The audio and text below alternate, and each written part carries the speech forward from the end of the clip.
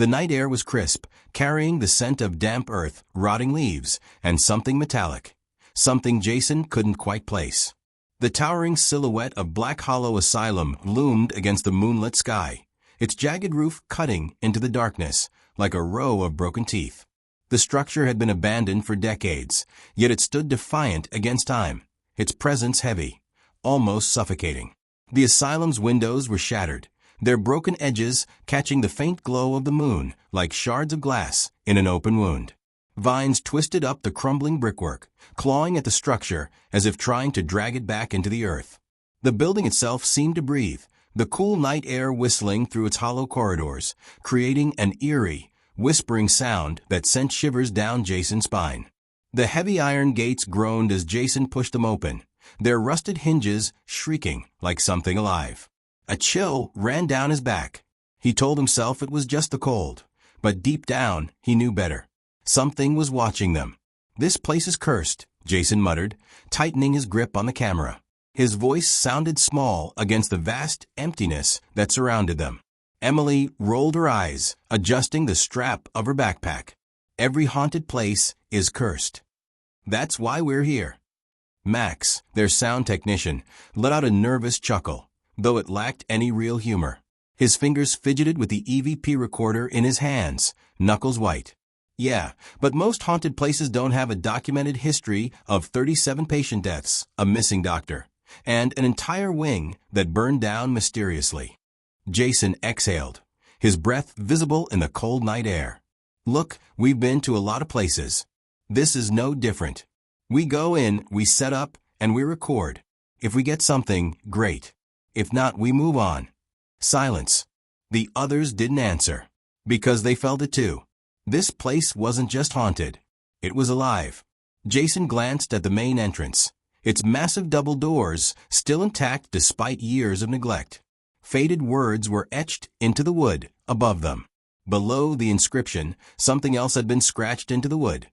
Something newer, something desperate. "Don't listen to them." A gust of wind rushed past, rustling the dead leaves at their feet. Jason felt a pressure in his chest, an invisible weight settling over him. His instincts screamed at him to turn back. Instead, he adjusted his camera strap and took the first step forward. The asylum stood silent, waiting. The massive wooden doors groaned as Jason pushed them open, their rusted hinges screeching in protest. A gust of stale air rushed out, carrying with it the scent of decay, dust, and something foul, something that didn't belong to the living. The beam of their flashlights cut through the thick darkness, illuminating peeling wallpaper, rusted gurneys, and splintered furniture. The walls were covered in faded medical posters, their edges curled with age, their once bright images of human anatomy now smeared with grime. Yellowed patient files lay scattered across the floor, some half open, filled with scribbled notes in handwriting that had long since faded. Jason stepped forward cautiously, his boots crunching on broken glass and brittle paper. The heavy silence of the asylum pressed down on them like a suffocating blanket. "Jesus," Max muttered, sweeping his flashlight over the room. "It's like they just left." Emily, always the skeptic, let out a short breath. "Well, the place was shut down in 1968. If you had a reputation for mistreating patients and a mysterious fire, you'd leave in a hurry too." Max swallowed hard. "Still, it's like the air is watching us." Jason ignored him and focused on the admission desk, a once grand structure now covered in dust and deep scratches. He brushed away a thick layer of dirt, revealing an old brass nameplate, Dr. Bernard Holloway, chief psychiatrist. The name seemed familiar, though he couldn't place why. Something rustled in the darkness. Jason stiffened. The sound had come from the long hallway ahead, where the patient rooms were. The others heard it too. Emily met his gaze, her flashlight trembling slightly. That wasn't the wind. Jason's grip tightened around the camera. "Let's set up." Max knelt near the admission desk, carefully setting up the EVP recorder, a small digital device used to capture electronic voice phenomena. He adjusted the microphone, his fingers shaky. "All right, we're live." Emily moved further into the room, pulling motion sensors from her backpack. She placed one at the entrance of the main hallway, another near the collapsed staircase, and one just outside what appeared to be the old operating room. Jason turned on the night vision camera, adjusting the angle to capture the hallway in full view. His voice was steady, professional, but beneath it was a tension none of them could ignore. All right, let's get started. This is Black Hollow Asylum, abandoned since 1968. Reports of voices, shadows, and unexplained movements. If anyone is here with us, we mean no harm. Silence. The kind that pressed into your ears. Then, a faint shuffle. Jason's head snapped toward the hallway. Did you hear that? Emily nodded slowly, her brows furrowing. Yeah, but we're alone. Max's fingers flew over the thermal camera screen. No heat signatures. Jason exhaled, but his gut told him something wasn't right. The air was heavy now, thick with something invisible, something that felt like it was watching. And then, the EVP recorder crackled. A voice. Faint. Distant. A single word, drawn out in a whisper. Stay. The asylum had spoken. An hour passed. The team moved deeper inside, their nerves growing taut. Max played back the first EVP recording. The static crackled. Then, a whisper. A voice that hadn't been there before. Help me. Max's blood ran cold. He rewound the audio, amplifying the sound. The whisper was clearer now. Please help me. Emily shuddered. That's a voice. A real voice. Jason, ever the skeptic, crossed his arms. Could be radio interference. Max shook his head. No way. This is direct. Something, is here. Emily turned to the darkness, stretching beyond their flashlights. Then let's find them. They walked deeper into the asylum. The air grew colder, their breath fogged. The walls, once sterile white, were now stained with time or something else. Jason stopped at an old restraint room, where violent patients had been strapped to their beds. The leather straps still hung loose. The walls were covered in deep scratches. And then, bang, a door slammed down the hall. Max spun around. That wasn't the wind. They ran toward the noise, hearts pounding. The hallway was empty. Jason checked the camera. Nothing moved. Emily turned, her flashlight flickering. Guys! Her voice trembled. At the end of the hallway, a shadow moved. Not fast. Not sudden. Slow. Deliberate. Watching. And then, a sound that made their blood freeze. A scream. It wasn't human. It came from everywhere. Jason's flashlight died. Emily gasped as the air turned ice cold. Max dropped the recorder. The asylum was awake. Run. Jason shouted. Their footsteps pounded against the decayed floor, echoing through the empty halls. The darkness behind them felt alive, creeping closer with every frantic step. The hallway stretched endlessly, twisting, shifting. The flickering emergency lights above them seemed dimmer now, as if being swallowed by something unseen. Doors lined both sides of the corridor, some hanging ajar, others shut tight. They should have led to patient rooms. Instead, they led to nothing. Behind one door, a pitch-black void, as if the room had never existed. Behind another, an identical copy of the same hallway they were running through. Behind a third, a reflection of themselves, but the figures inside didn't move. Emily grabbed Jason's arm, her nails digging into his skin. This isn't right. The layout, it's changing. Jason swallowed, forcing his mind to stay focused. This place was warping reality. Max gasped, struggling to keep up. He fumbled with his camera and EVP recorder, his hands shaking. No signal. No readings. We're trapped. Jason's pulse thundered in his ears. He forced his legs to move faster, his only thought. Get out. Then, they stopped. The hallway ended abruptly, forcing them to a halt. A single door loomed in front of them. Jason's breath caught in his throat. Ward C. The wing that had burned to the ground in 1968. But here it was, intact. The charred remnants of its past were still present, blackened walls, the lingering scent of smoke and ash, the faint outline of scorch marks on the ceiling. Max's voice was barely a whisper. This place shouldn't exist. Jason lifted a trembling hand and pressed it against the old wooden door. It was warm. His heart pounded. Then footsteps. Heavy. Slow. Coming closer. A deep, dragging sound followed, like something scraping against the floor. Jason turned, his breath coming in sharp gasps. At the end of a hallway, standing in the shadows, was a figure. Not a shadow this time. A man. Or what used to be one.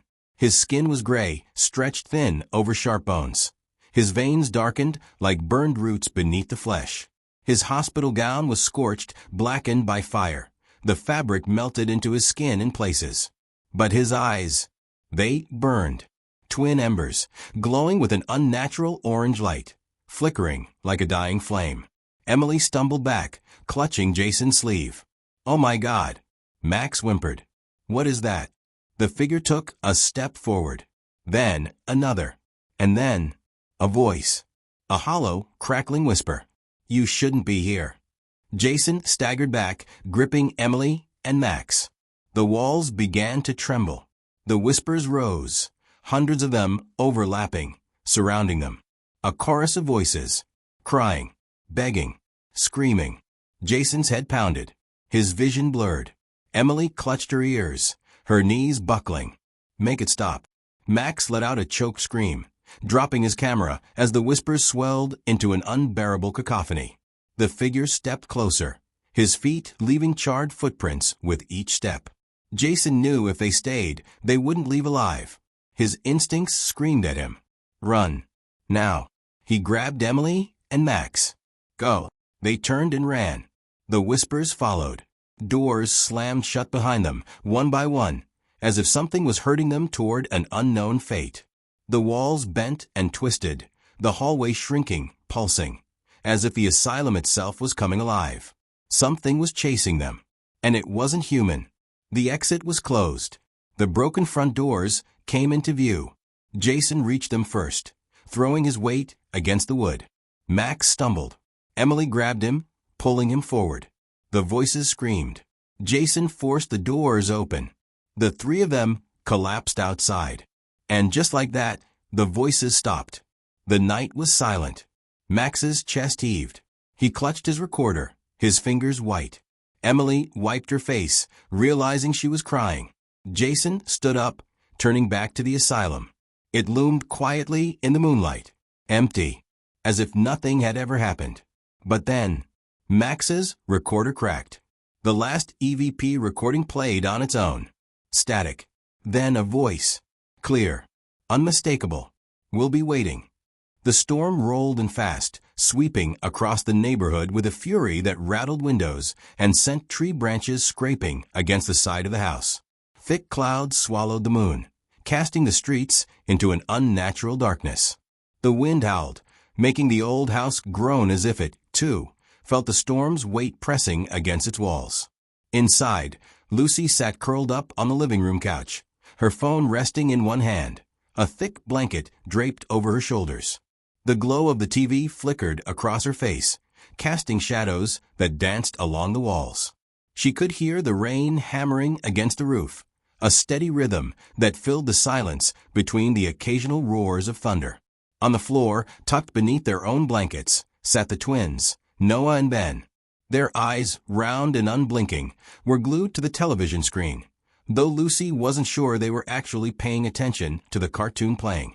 They sat too still, their small hands gripping the fabric of their blankets, their bodies tense. Lucy checked the time on her phone. Almost 10:30 p.m. The boys' parents had said to put them to bed by 9, but with the storm rolling in, she had decided to let them stay up a little longer. Now, though it was late. "All right, guys," she said, stretching her arms. "It's bedtime. Let's get you tucked in." Neither of them moved. Lucy raised an eyebrow. "Did you hear me?" Noah turned his head slightly, but his gaze didn't meet hers. Instead, his eyes remained locked on something beyond her, down the hallway. Ben sucked in a shaky breath and bit his lip, his small fingers gripping his blanket even tighter. We can't sleep yet," he mumbled. Lucy frowned. "Why not?" Noah's mouth opened, but no words came out at first. He seemed to be thinking, debating whether or not to say what was on his mind. Then, in a whisper so soft Lucy almost didn't hear it, he said, "Because he told us not to." Lucy blinked, confusion flickering across her face. "What? Who told you not to?" Ben slowly lifted a trembling hand and pointed toward the hallway. Her eyes followed the direction of his finger. The hallway stretched out in front of them, long and dark, the only light coming from a small night light plugged into the wall near the boy's bedroom. At the very end of the hallway stood a closet door, slightly ajar. A chill crawled up Lucy's spine.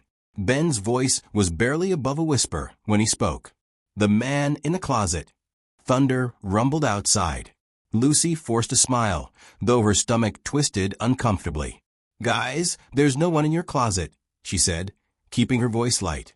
"It's just shadows and your imagination playing tricks on you." Ben shook his head slowly. "No, he's there. He watches us." Noah scooted closer to his brother. "He doesn't like it when we talk." The wind picked up outside, making the house shudder.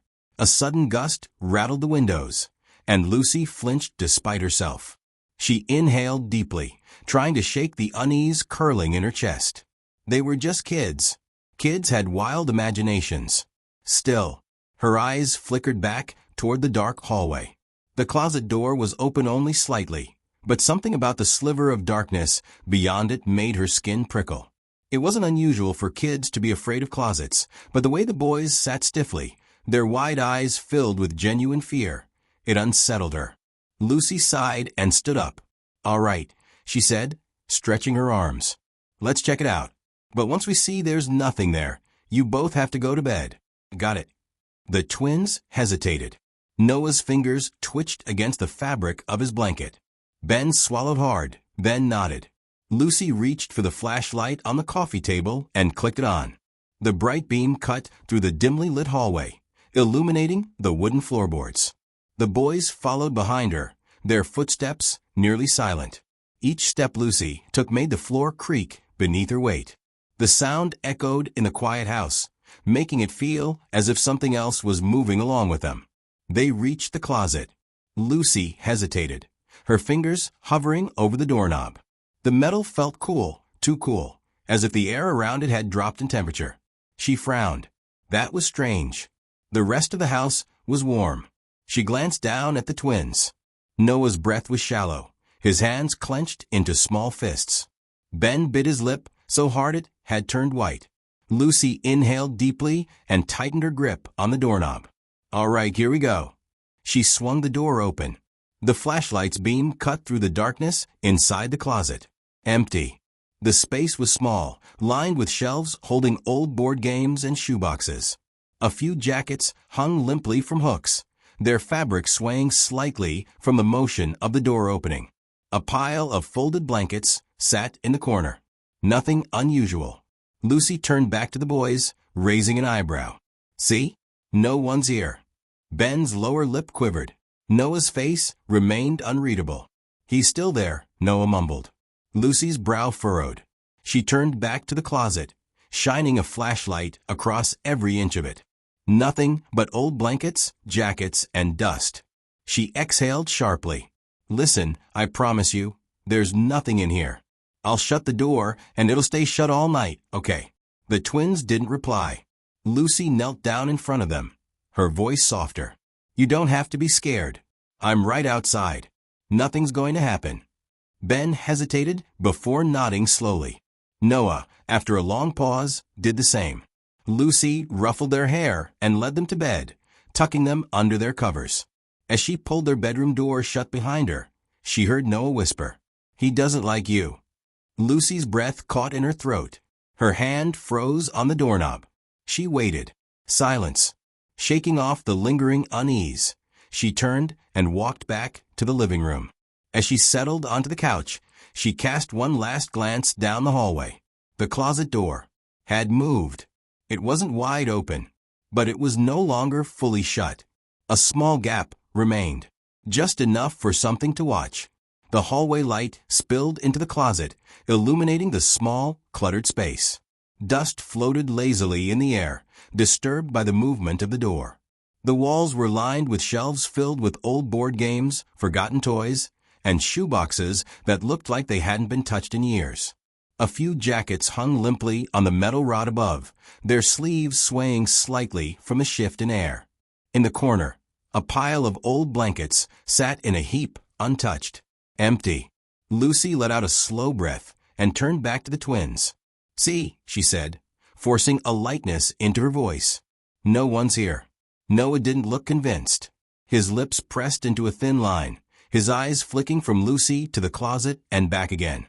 Ben was trembling, his small hands curled into fists at his sides. Noah was the first to speak. "He's still there," he mumbled. His voice was so quiet, Lucy almost missed it over the distant rumble of thunder outside. "You just can't see him." Lucy shivered. The air inside the closet felt different, heavier, thicker. The smell of dust and fabric softener should have been familiar, comforting even, but instead it seemed stale, stagnant, wrong. It was as if the space had been untouched for decades, yet she knew the boys' parents had organized it just a few weeks ago. She swallowed against the unease curling in her stomach. "There's no one there," she reassured, kneeling in front of them. "Listen, I promise you, no one is in the closet. The door will stay shut, and I'll be right outside, okay?" The twins didn't respond right away. Ben stole a nervous glance at Noah, who finally gave a slow, reluctant nod. Ben followed his brother's lead, though his hands remained clenched. Lucy sighed, ruffling their hair before guiding them to bed. She tucked them in, smoothing the blankets over their small frames, and kissed their foreheads. They still looked uneasy, but they didn't protest further. As she stood and stepped toward the door, her fingers wrapped around the knob to pull it shut, she heard it. A whisper. So soft, so faint, she almost convinced herself she had imagined it. "He doesn't like you." She froze. Her breath caught in her throat, her fingers tightening around the doorknob. Noah was staring at her, his expression blank, his eyes too wide in the dim light. The room suddenly felt colder. A gust of wind howled outside, rattling the windows. Lucy forced a small laugh, though her voice felt weak in her own ears. "I'm sure he will get over it." She closed the door gently behind her, but as she walked back down the hall, a gnawing unease clung to her, sinking deep into her bones. Lucy sat back down on the couch, pulling her blanket tightly around her. The warmth did little to stop the creeping sensation along her skin. The storm outside had worsened, rain hammering against the roof like desperate fingers clawing to get in. Wind howled through the trees, their branches scraping against the house with an eerie rhythmic sound. She unlocked her phone and checked her messages. Nothing. Not from the boys' parents. Not from her friends. A strange, suffocating silence settled over the house. The television was still on, but the volume had lowered, the screen flickering with the last remnants of an old cartoon. It wasn't enough to drown out the unsettling, quiet pressing in around her. Then, a soft creak. Her head snapped up. The sound had come from the hallway. Lucy's pulse quickened. It was probably just the house settling. Old houses did that. The wind outside was strong.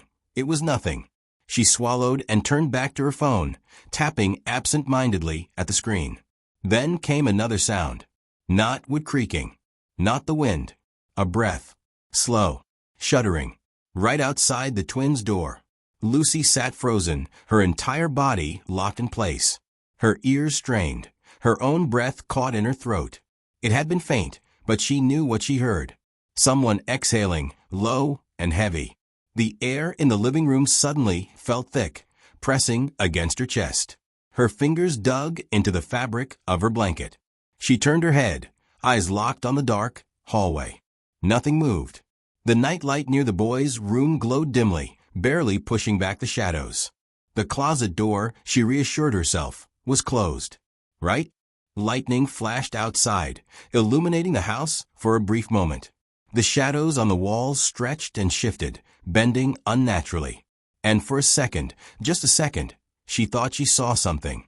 Tall, motionless, standing just beyond the hallway's edge. Lucy's heart pounded against her ribs.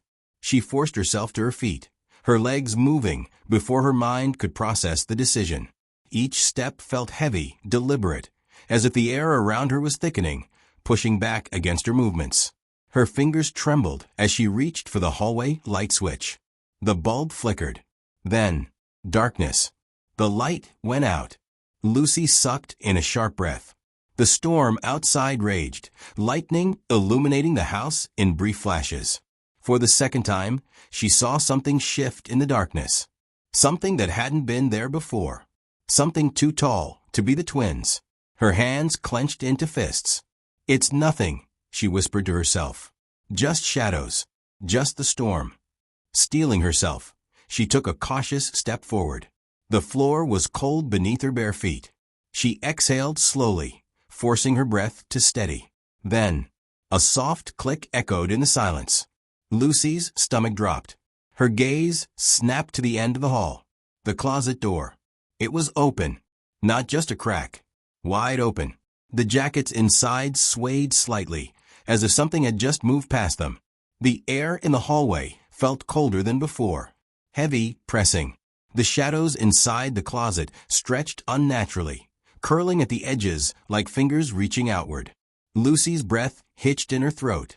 A whisper slithered through the dark. Low. Hoarse. Not a child's voice. Not yet.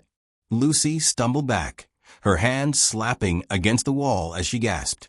The words had been right beside her, near her ear. But the hallway was empty. She turned sharply, expecting what? A figure? A shadow? Something to confirm the icy dread coiling in her gut? There was nothing. The closet door remained open, its darkness yawning, waiting. Lucy's breathing was shallow, her pulse roaring in her ears. She had to close it. She had to. Forcing her legs to move, she took a hesitant step forward, then another. The air thickened. Another step. The hallway felt longer now, stretched unnaturally, the door growing farther away instead of closer. She could hear something inside. Something shifting. Something breathing. Lucy reached for the door. Then, just before she could touch it, the door slammed shut on its own. A single whisper crawled through the air. A promise. A warning. Not yet. Lucy stumbled back, her pulse hammering in her ears. No, this wasn't real. She fumbled for her phone, the screen's glow weak against the darkness. Then a message popped up. Unknown number. Did you lock the doors? Her stomach dropped. Her fingers hovered over the keyboard, but before she could type a response, another sound came from behind her. The twins' door creaked open. A soft patter of footsteps. She turned. Noah and Ben stood there, wide-eyed, their small hands clutching each other. Lucy's voice wavered. "What are you doing up?" Noah trembled. "He's mad." Ben whimpered. "He's coming." A loud bang. The closet door slammed shut. Lucy grabbed the twins and ran. Her shaking hands fumbled with the front door lock, but it wouldn't budge. The house groaned. No, something inside it groaned. The air turned ice cold. A whisper curled through the room. Not yet. Then, footsteps. Heavy. Slow. Coming from the hallway. Lucy's breath hitched. The twins clung to her, their small bodies trembling. She turned and saw him. A tall, gaunt figure stood just beyond the glow of the streetlight.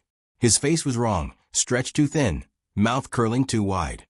His fingers twitched at his sides, long and bony, nails blackened. His eyes. There were no eyes, just pits of darkness. A slow, rattling breath left his lips. Then, in a voice that scraped against the walls, he whispered, "You shouldn't have looked." The lights flickered. The walls seemed to pulse, shifting, bending. The room closed in. Lucy gasped as the figure stepped forward. The twins sobbed against her, their small hands clawing at her arms. "Make him go away," Ben whimpered. Noah's voice was barely a whisper. "You can't." The thing in the dark smiled. And everything went black. Lucy's eyes shot open. Morning light streamed through the windows. The house was silent. The twins slept peacefully in their beds.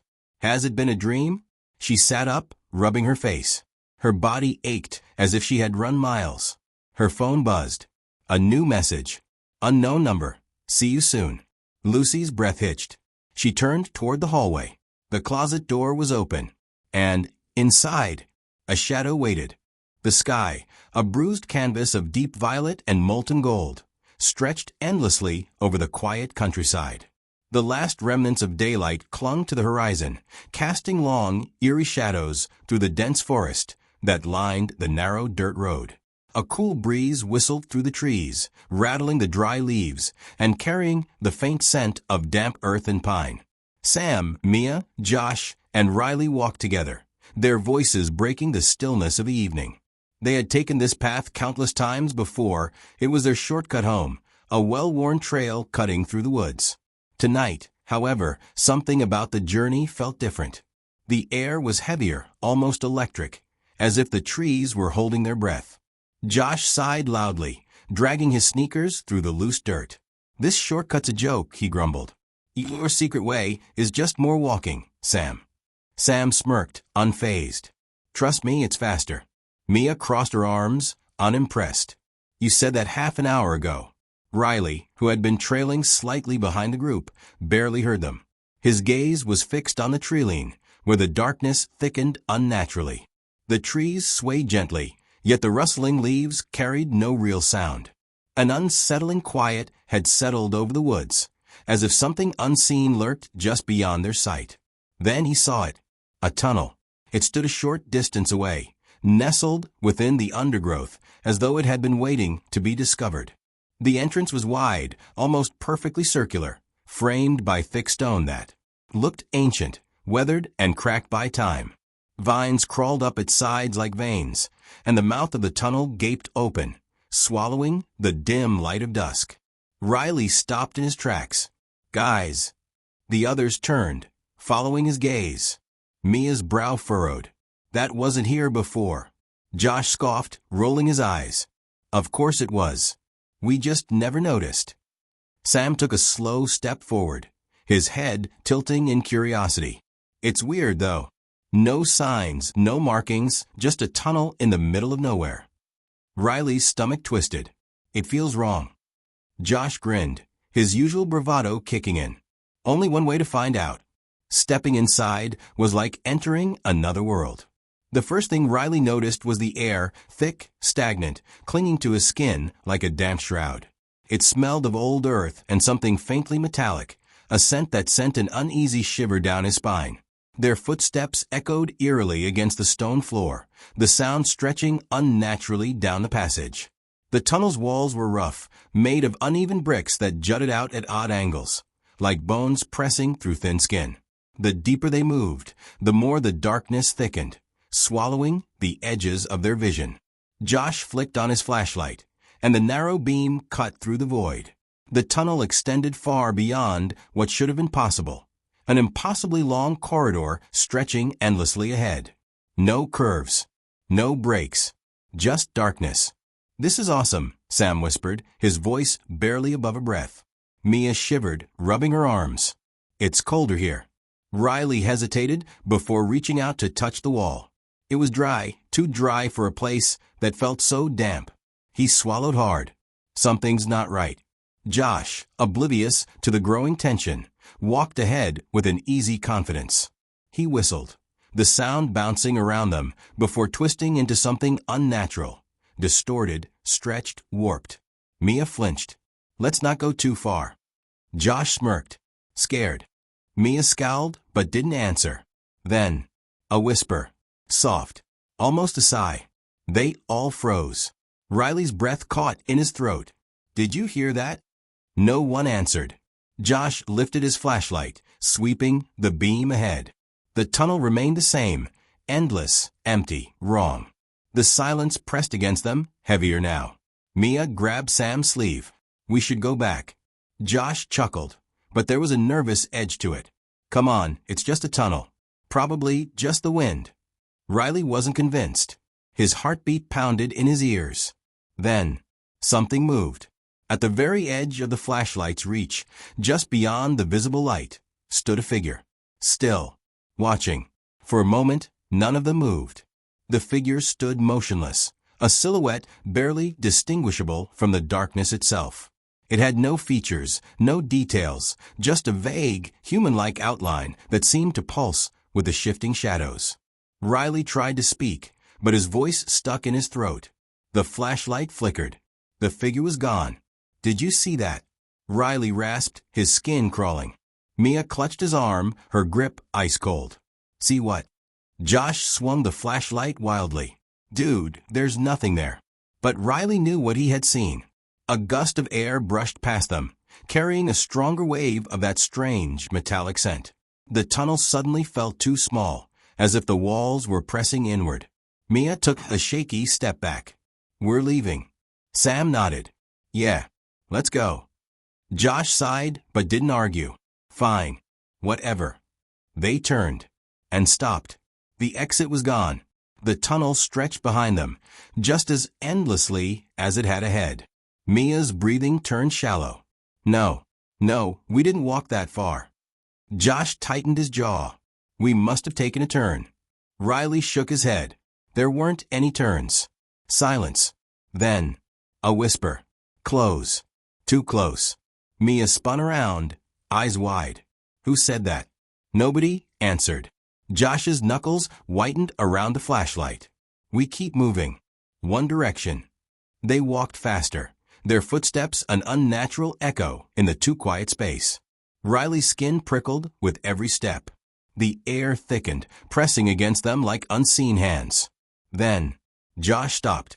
"What is it?" Mia whispered. Josh lifted his flashlight. Another tunnel had appeared, branching off to the right. Riley's stomach twisted. That wasn't there before. Mia grabbed his sleeve. "I don't like this." Neither did he. Josh, however, grinned. "We gotta check it out." Riley grabbed his arm. "No, we don't." Josh yanked free. "Come on, what's the worst that could happen?" The tunnel waited. Black, silent, and breathing. Something in the darkness shifted. Mia took a step back. "We go back. Now." Josh turned toward her, rolling his eyes. Then the light flickered, and the walls moved. Not a trick of the eyes. Not an illusion. The bricks rippled like water. The tunnel exhaled. Then the lights went out. Mia screamed. Riley grabbed blindly, but there was nothing. Only space where his friends had been. A rush of cold air swept through him, stealing the breath from his lungs. The darkness was alive, curling around him like fingers. A whisper in his ear. Low, amused. "Run." He did. Or at least, he thought he did. Because when the light returned, Josh was gone. The second tunnel was narrower, colder. Their footsteps barely echoed now, swallowed by the thick silence pressing in on all sides. The walls were damp, and the air had a strange, metallic scent, like rust or blood. Mia's hand trembled in Riley's. "Josh, slow down." Josh didn't. He was ahead now, his flashlight bouncing off the slick stone walls. His steps were eager, careless. The deeper they went, the heavier the air became, pressing down on their chests like an unseen weight.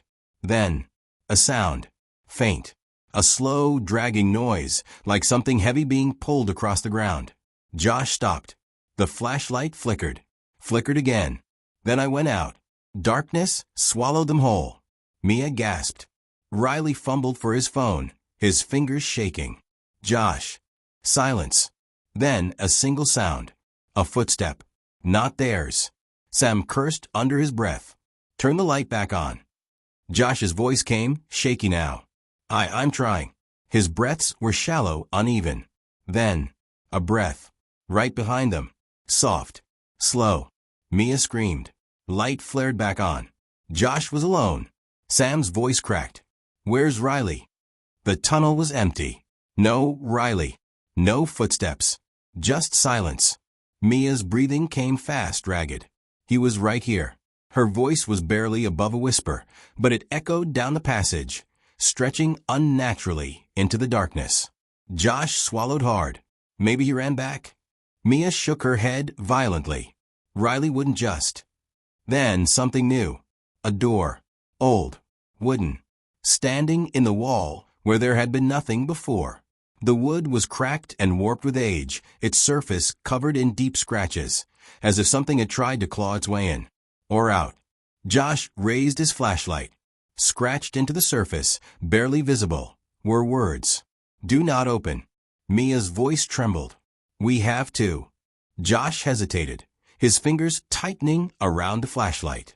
Sam shook his head. "This is a bad idea." But Mia was already stepping forward. Slowly, she reached for the handle. The brass knob was ice cold under her fingers. She turned it. The door creaked open. Beyond it, darkness. Deep. Endless. A black void that seemed to pull at them, swallowing the dim glow of their flashlight. And then, a figure. Tall. Still. Watching. Riley. Except, his eyes were wrong. Wide, unblinking, too dark. They didn't reflect the light.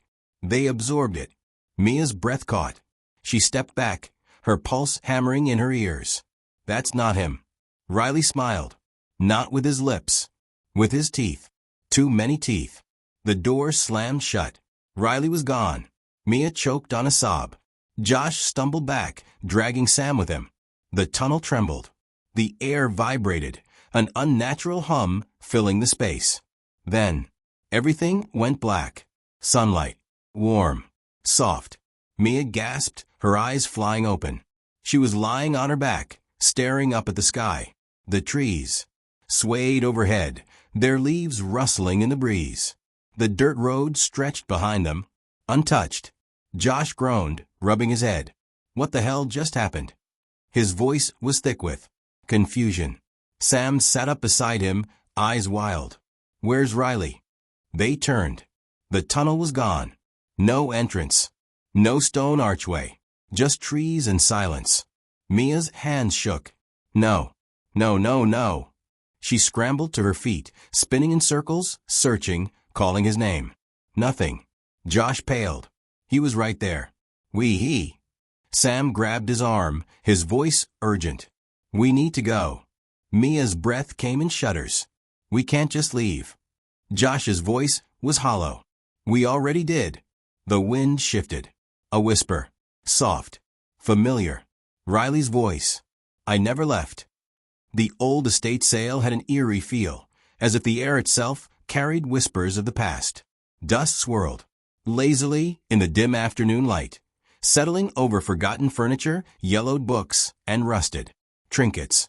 The scent of age lingered, old wood, faded paper, and something deeper, something like damp earth after storm. People moved through the cluttered rooms in hushed voices, their fingers brushing over the remnants of a life once lived.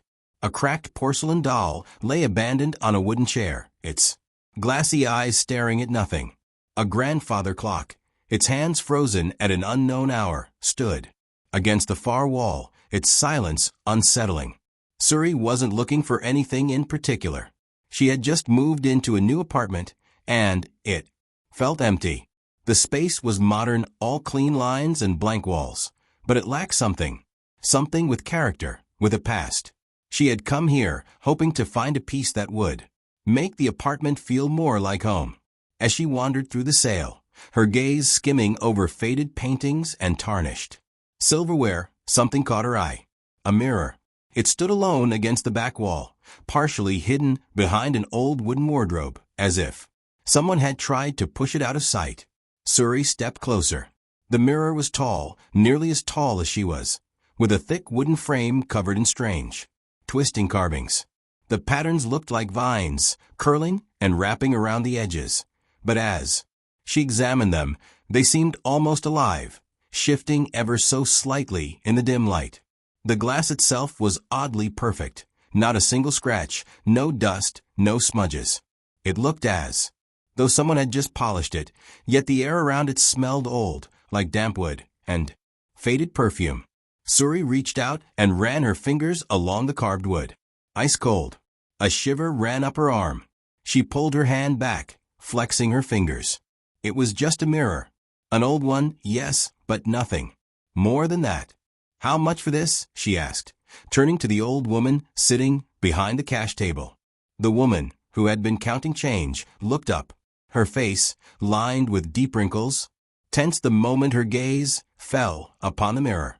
Her fingers tightened around the bills in her hand, as if the sight of it had unsettled her. That mirror, she hesitated, her voice barely above a whisper. Suri waited. 50, the woman finally said. Suri blinked. 50? That's it. Something this beautiful had to be worth more. Even in its old-fashioned design, it had a timeless elegance. The craftsmanship alone should have made it expensive.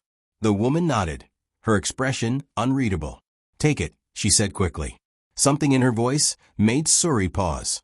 It wasn't just urgency, it was something else. A warning. A prickle of unease crawled up Suri's spine, but she shook it off. The woman was probably just eager to get rid of old junk. She handed over the cash, lifted the mirror carefully, and carried it to her car. The frame was heavy, much heavier than it looked, but she managed to maneuver it into the back seat. As she reached the driver's seat, a strange sensation washed over her. Like someone was watching. Her skin prickled. She glanced around. The parking lot was mostly empty. A few cars, an old lamppost flickering in. The afternoon light, a single bird pecking at the pavement. But then, in the mirror's reflection, behind her, a shadow moved. A flicker, quick and unnatural. She spun around. Nothing was there. Her chest felt tight. Probably just her imagination. She had read too many horror stories.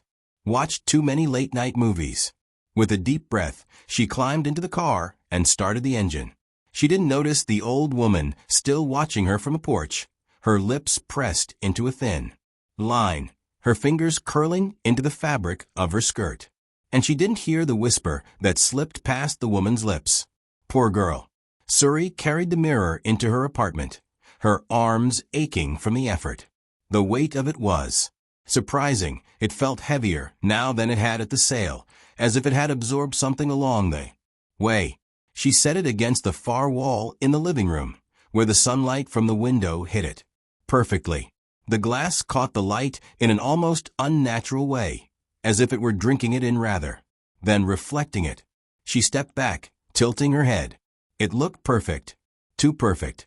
She ran her fingers over the carvings again, tracing the delicate lines of the twisting patterns. The wood was still ice cold.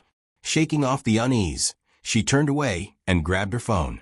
She snapped a quick picture, thinking it would look great on social media. Estate sale find. My new favorite thing. But when she checked the photo, a strange feeling crept up her spine. The mirror looked normal, but the reflection of the room inside it seemed darker. The light in the picture didn't match what she saw in real life. She frowned. Maybe just a trick of the camera. Shrugging it off, she put her phone away and went to make dinner. That night, the apartment was quiet. Too quiet. She lay in bed, tossing and turning, unable to sleep. The silence pressed against her ears. Heavy and unnatural. Usually, she could hear distant city sounds. Cars passing, people talking, the occasional siren, but tonight there was nothing. As if the whole world had gone still. At midnight, she finally gave up and got out of bed. Maybe some water would help. She padded barefoot through the apartment, the wooden floor cool against her skin. As she passed the living room, her gaze flickered to the mirror. Something made her stop. She turned, staring at it in the darkness. The reflection showed the living room, her couch, her coffee table, the window with the curtains drawn shut. Then, a flicker, a movement, like something shifting deep within the glass. Her breath caught. She leaned in closer, her heart hammering against her ribs. Nothing. Just her own reflection, staring back at her. Suri let out a nervous laugh, shaking her head. Losing it, she muttered to herself. She turned away, but as she took a step, a cold wave of fear rushed through her. Her skin prickled. Her mouth went dry. She didn't want to look back. Didn't want to check. But some deep, horrible instinct made her. Slowly, she turned her head. Her reflection hadn't moved. It was still standing there, staring. Suri's stomach dropped. For a long, breathless moment, neither of them moved. Then, her reflection smiled. A slow, unnatural smile that stretched too wide. A chill crawled down Suri's spine. She stepped back. The reflection didn't. And then it raised its hand and knocked against the glass. A dull, hollow knock echoed through the room. Suri stumbled backward, her breath coming in short gasps. No, no, no. The reflection took a step closer. But Suri hadn't moved. She turned and ran, her heart slamming against her ribs. Behind her, the mirror stood silent. And in its glass, the reflection of Suri kept watching, smiling. Over the next few days, the feeling of being watched only grew stronger. Sometimes, while reading or watching TV, she would catch movement in the corner of her eye, a flicker in the mirror, a shift. But whenever she looked directly at it, the reflection was still. Then came the whispers. Soft, faint, almost like the wind. But there was no wind inside her apartment. One night, she woke up gasping, her heart racing. She had dreamt of standing in front of the mirror, unable to move, as something inside knocked against the glass from the other side. She shook off the dream, rubbing her arms against the cold that seemed to settle into her bones. She needed to get rid of the mirror. Tomorrow. The next night, everything changed. She was brushing her teeth when she heard it. A soft creak, like someone stepping on the wooden floor. Her breath hitched. Slowly, she turned off the tap and listened. Silence. She stepped out of the bathroom, moving toward the living room. The mirror stood there, silent, reflecting the darkened apartment. But the reflection was wrong. The furniture was there. The walls, the windows, everything was in place. But the Suri in the mirror was smiling. A slow, unnatural smile that stretched too wide. Suri's heart slammed against her ribs. Her reflection raised a hand and knocked against the glass. A dull, hollow knock echoed through the room. Suri stumbled back, her breath coming in short gasps. No, no, no.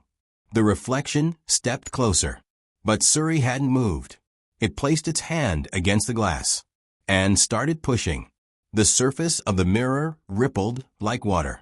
The reflection's fingers pressed through. Suri turned and ran. She didn't stop running until she was outside, breathless, heart pounding. The night air was freezing, but she barely felt it.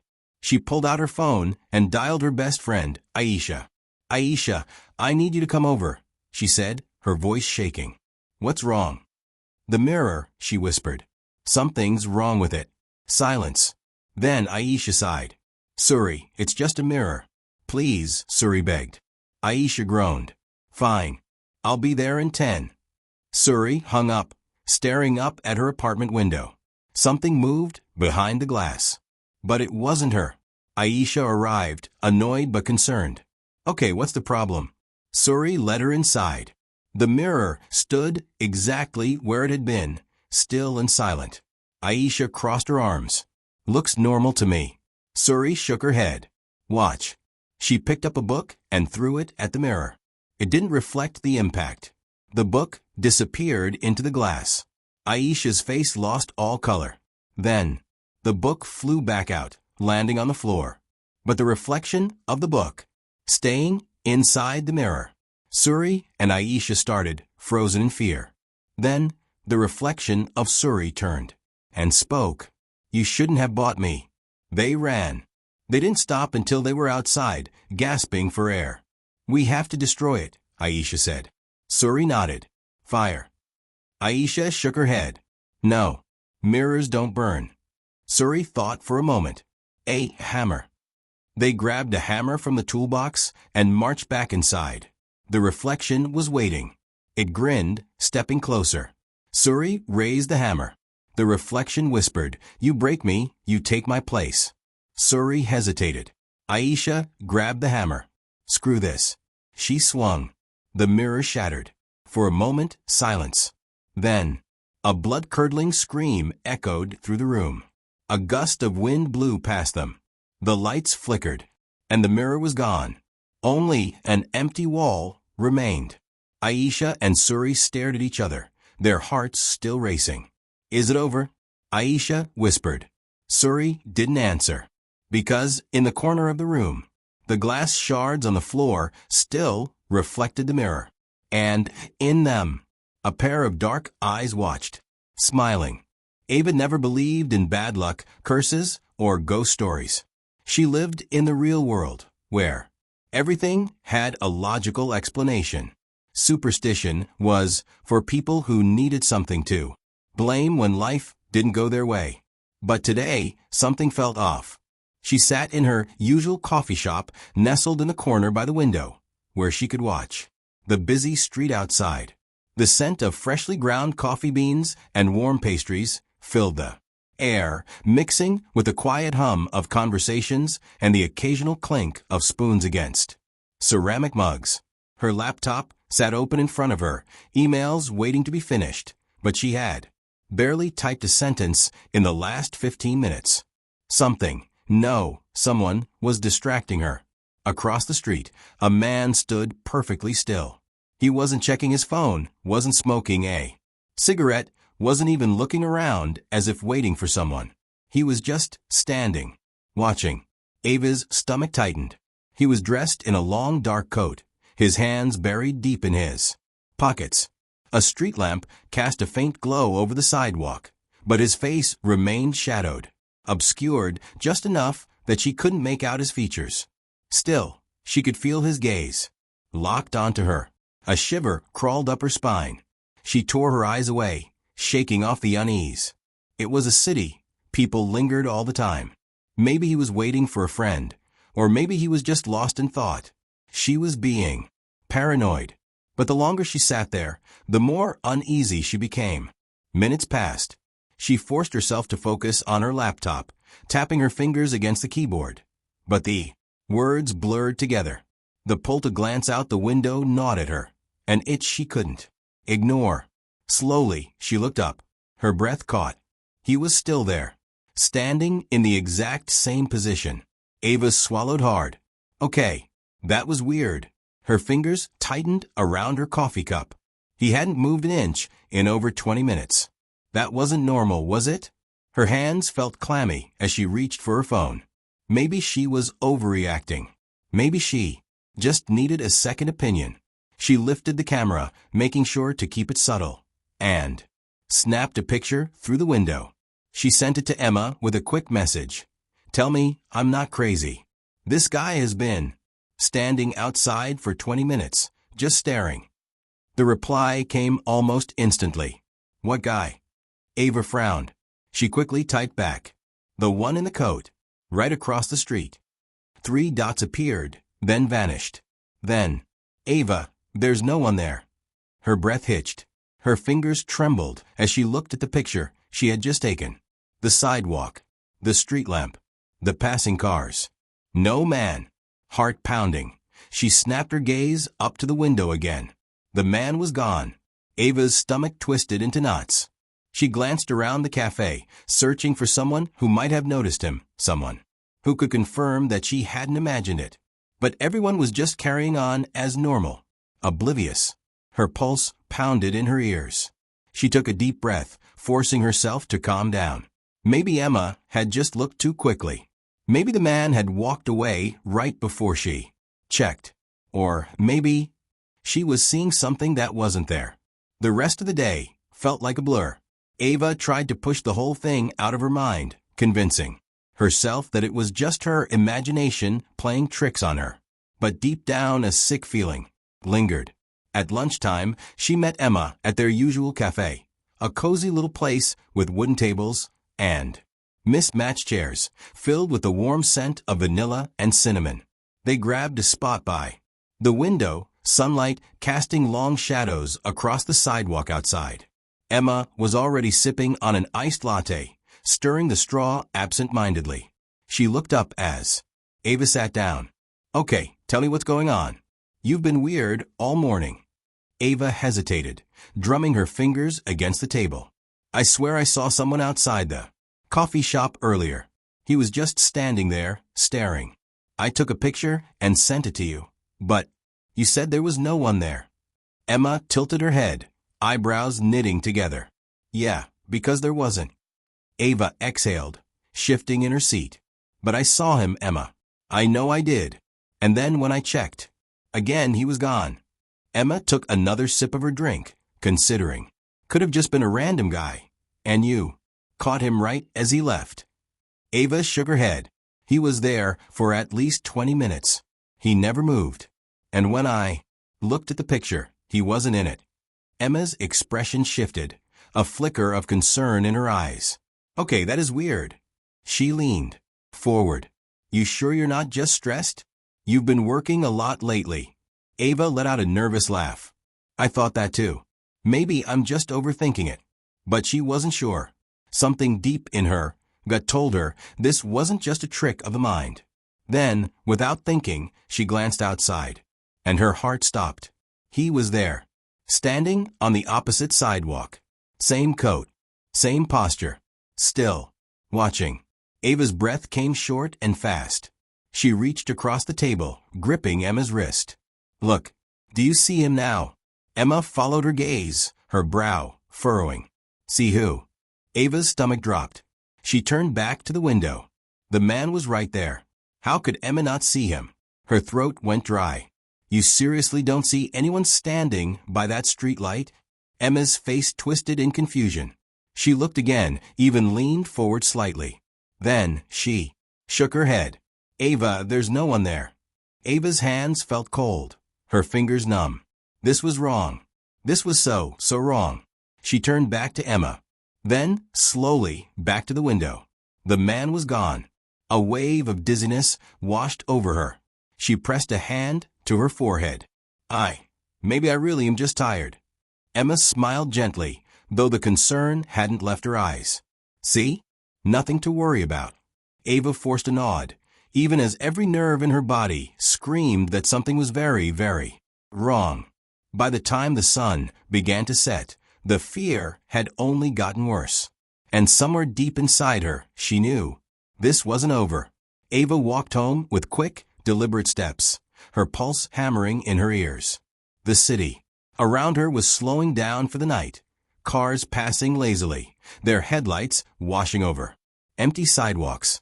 A few distant voices drifted from a bar nearby, laughter cutting through the cold evening air.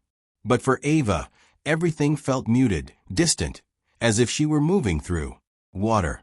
She told herself, again, that she was being ridiculous, that she had imagined the whole thing. That exhaustion was playing tricks on her mind. But deep down, she didn't believe it. Her apartment building came into view, a familiar structure of brick and glass. Normally, seeing it brought relief, safety. Tonight, it only made the tightness in her chest worse. She hurried inside, the glass doors sliding shut behind her. The lobby was mostly empty, except for the night guard, a burly man named Tom, who always greeted her with a nod. Tonight was no different. Evening, Miss Ava, he said, eyes barely lifting from his crossword puzzle. She forced a smile. Evening. Ava walked toward the elevator, pressing the button with a shaky finger. The soft ding of arrival made her exhale in relief. She stepped inside, the warm glow of the overhead lights comforting. In its familiarity, the doors slid shut. She let out a breath, closing her eyes for a moment, trying to shake the unease from her body. Then, a hand caught the door just before it shut. Ava's heart stopped. The metal doors slid open again, and before she could react, before she could even move, he stepped in. The man in the dark coat. Ava's breath caught in her throat. Every hair on her body stood on end. He didn't say a word. He didn't even look at her. He stood at the far end of the elevator, near the corner, his posture unnaturally stiff. The dim lighting barely touched his face, keeping his features hidden in shadow. Ava's entire body screamed at her to run, to do something, but she couldn't move. Her hands clenched into fists at her sides, nails digging into her palms. She wanted to reach out, to press the emergency button, but her arms felt like they were made of lead. The elevator doors slid shut. The small space suddenly felt suffocating. The only sound was the soft hum of the elevator as it ascended. Ava swallowed hard. Her throat felt dry. Then, the man turned his head slightly. Not fully. Not enough for her to see his whole face. Just enough to let her know that he was aware of her, that he knew she was there. The air thickened, pressing down on her like an unseen weight. The elevator dinged. The doors slid open. He stepped out. Ava let out a shaky breath, relief flooding her chest. Then he did something that made her stomach drop. He smiled.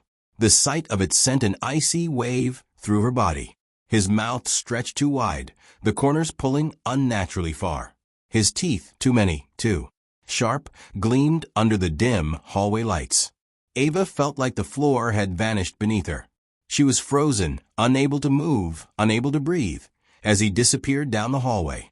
The doors shut again, sealing her inside the metal box. Ava slammed the button for her floor, heart hammering against her ribs. Her hands trembled violently as she squeezed her eyes shut. This isn't real. This isn't real. The elevator dinged again. Her floor. She stumbled out, fumbling for her keys with shaking fingers. The hallway stretched in front of her, long and empty. Every step felt too loud, echoing in the silence. Finally, she reached her apartment. She shoved the key into the lock, twisting it with more force than necessary. The door swung open, and she practically threw herself inside, slamming it shut behind her. She locked the deadbolt, then the chain. Then she pressed her back against the wood, her chest rising and falling in quick, uneven breaths. Silence. She was alone, but she couldn't shake the feeling. He wasn't gone. Somewhere, he was waiting, watching. And the next time she saw him, she might not be able to look away. Ava barely slept. Every time she closed her eyes, she saw him, standing there, staring. His face just out of reach. That awful, too wide smile burned into her mind. At some point, exhaustion overtook her, but it was a restless, dream-ridden sleep. She woke up to the sound of her phone buzzing on the nightstand. A message from Emma. "Hey, you okay? You were acting weird yesterday." Ava hesitated before typing back. "Yeah, just tired. Let's meet for coffee later." She needed to tell someone. She couldn't keep this to herself. By the time she arrived at the cafe, the sun was high in the sky, casting sharp shadows along the sidewalk. The sight of normal people, walking their dogs, chatting on their phones, sipping lattes, almost made her feel ridiculous for how terrified she'd been. Almost. Emma was already at a table, sipping her drink. She looked up and frowned. "Wow, you look like you've seen a ghost." Ava forced a laugh. "That's not far from the truth." Emma set her cup down. "Okay, spill." Ava hesitated, then leaned in, lowering her voice. "The man I told you about. I saw him again. Last night." Emma's expression shifted. "You mean the one you thought you saw?" "No," Ava said, voice tight. "I saw him. In the elevator. He got in with me." Emma's eyes widened. "What? Did he say anything?" Ava shook her head. "No. But he turned to me, and he smiled." "Emma, it wasn't a normal smile." "It was." She shivered, rubbing her arms. "Wrong. His mouth was too wide. His teeth." She stopped, swallowing hard. Emma's concern deepened. "Ava, are you sure this isn't just your mind playing tricks on you? Maybe you're stressed or sleep-deprived." "I know what I saw," Ava snapped a little too harshly. Emma held up her hands. Okay. What do you want to do?" Ava exhaled, rubbing her temples. "I don't know. But I have a feeling this isn't over." Emma reached across the table, squeezing her hand. "We'll figure it out. You're not alone." Ava nodded, though she wasn't sure she believed it. Because as she looked out the cafe window, there he was, standing across the street, watching.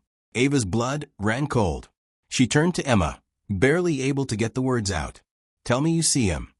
Emma followed her gaze, then frowned. "Ava, there's no one there." Ava felt the world tilt beneath her. She turned back. The man was gone. Ava clutched the table to keep from swaying. Her pulse thundered in her ears. And deep inside she knew. This wasn't just a stalker. It wasn't even human. And, whatever it wasn't done with her yet. Noah was 6 years old when he first saw the shadow under his bed. It was late at night, and the warm glow of his nightlight cast a dim circle of light onto the floor, but it wasn't enough to push back the heavy darkness pooling beneath the wooden frame. He lay on his back, staring at the ceiling, his small hands clutching the blanket to his chin, as if the fabric alone could protect him from the creeping unease building in his chest. The house was silent. His parents had gone to bed an hour ago, and even the distant hum of the refrigerator had stopped. The only sound was the soft ticking of the clock on his wall. But Noah could hear something else, a faint whispering, barely more than a breath, coming from under his bed. At first, he thought it was the wind. He turned his head toward the window, but the curtains remained still. There was no draft, no rustling of leaves outside. The windows were shut tight, sealed against the cold autumn night. He held his breath, straining his ears. The sound was so soft, like a voice just on the edge of hearing, murmuring words he couldn't quite understand. Curiosity, mixed with fear, gripped his small body. His fingers clutched the blanket tighter, but he found himself shifting closer to the edge of the mattress. Slowly, hesitantly, he leaned over and peered into the darkness below. A pair of eyes stared back at him. Noah's breath caught in his throat. His heart pounded, so hard it felt like it might burst. The eyes weren't like his own, weren't like anything he had ever seen before. They weren't white. They weren't blue or brown or green. They were black, darker than the shadows around them, yet somehow still gleaming. Then they blinked. Noah gasped, jerking upright. His tiny hands clutched at the blanket as he scrambled backward, pressing himself against the headboard. His breathing was quick and shallow, and for a moment he thought about calling for his parents. But what if they didn't believe him? He squeezed his eyes shut and yanked the blanket over his head, curling into a ball. His fingers trembled as he pressed them against his ears, trying to block out everything. But the whispering didn't stop. It was there, slithering through the silence, filling the room like a soft breeze, carrying the echoes of 100 voices. It didn't grow louder, but it didn't fade either. Noah lay like that for what felt like hours, his small body shaking beneath the covers. Eventually, exhaustion won. His limbs grew heavy, and his racing heart slowed. His mind drifted toward sleep, but just before he surrendered to it, he heard something that made his skin crawl. A whisper right next to his ear. Noah. The morning light flooded Noah's room, turning the shadows into harmless shapes. The fear from the night before still clung to him like cobwebs, but in the safety of the day, it almost felt silly. Almost. Noah wasted no time rushing into the kitchen, where his parents sat at the table. His mother was sipping her coffee, her dark curls still messy from sleep, while his father read the newspaper, occasionally taking a bite of his toast. Mom. Dad. Noah's voice was urgent, his tiny hands gripping the edge of the table. There's something under my bed. His mother lowered her cup, concern flashing in her warm brown eyes. What do you mean, sweetheart? I saw it last night. It had eyes, and it whispered to me. Noah's voice wavered, his small body tense with the weight of what he had seen. His father chuckled, shaking his head. It's just your imagination, buddy. Maybe a bad dream. No. Noah shook his head fiercely. It was real. I saw it move. His father sighed, folding the newspaper and setting it aside. Noah, you're old enough to know that monsters aren't real. Shadows are just tricks of the light. But no buts, his father said firmly. You're letting your imagination run wild. Noah's mother gave him a gentler look. How about I check under your bed tonight? If there's nothing there, will you promise to sleep without worrying? Noah hesitated.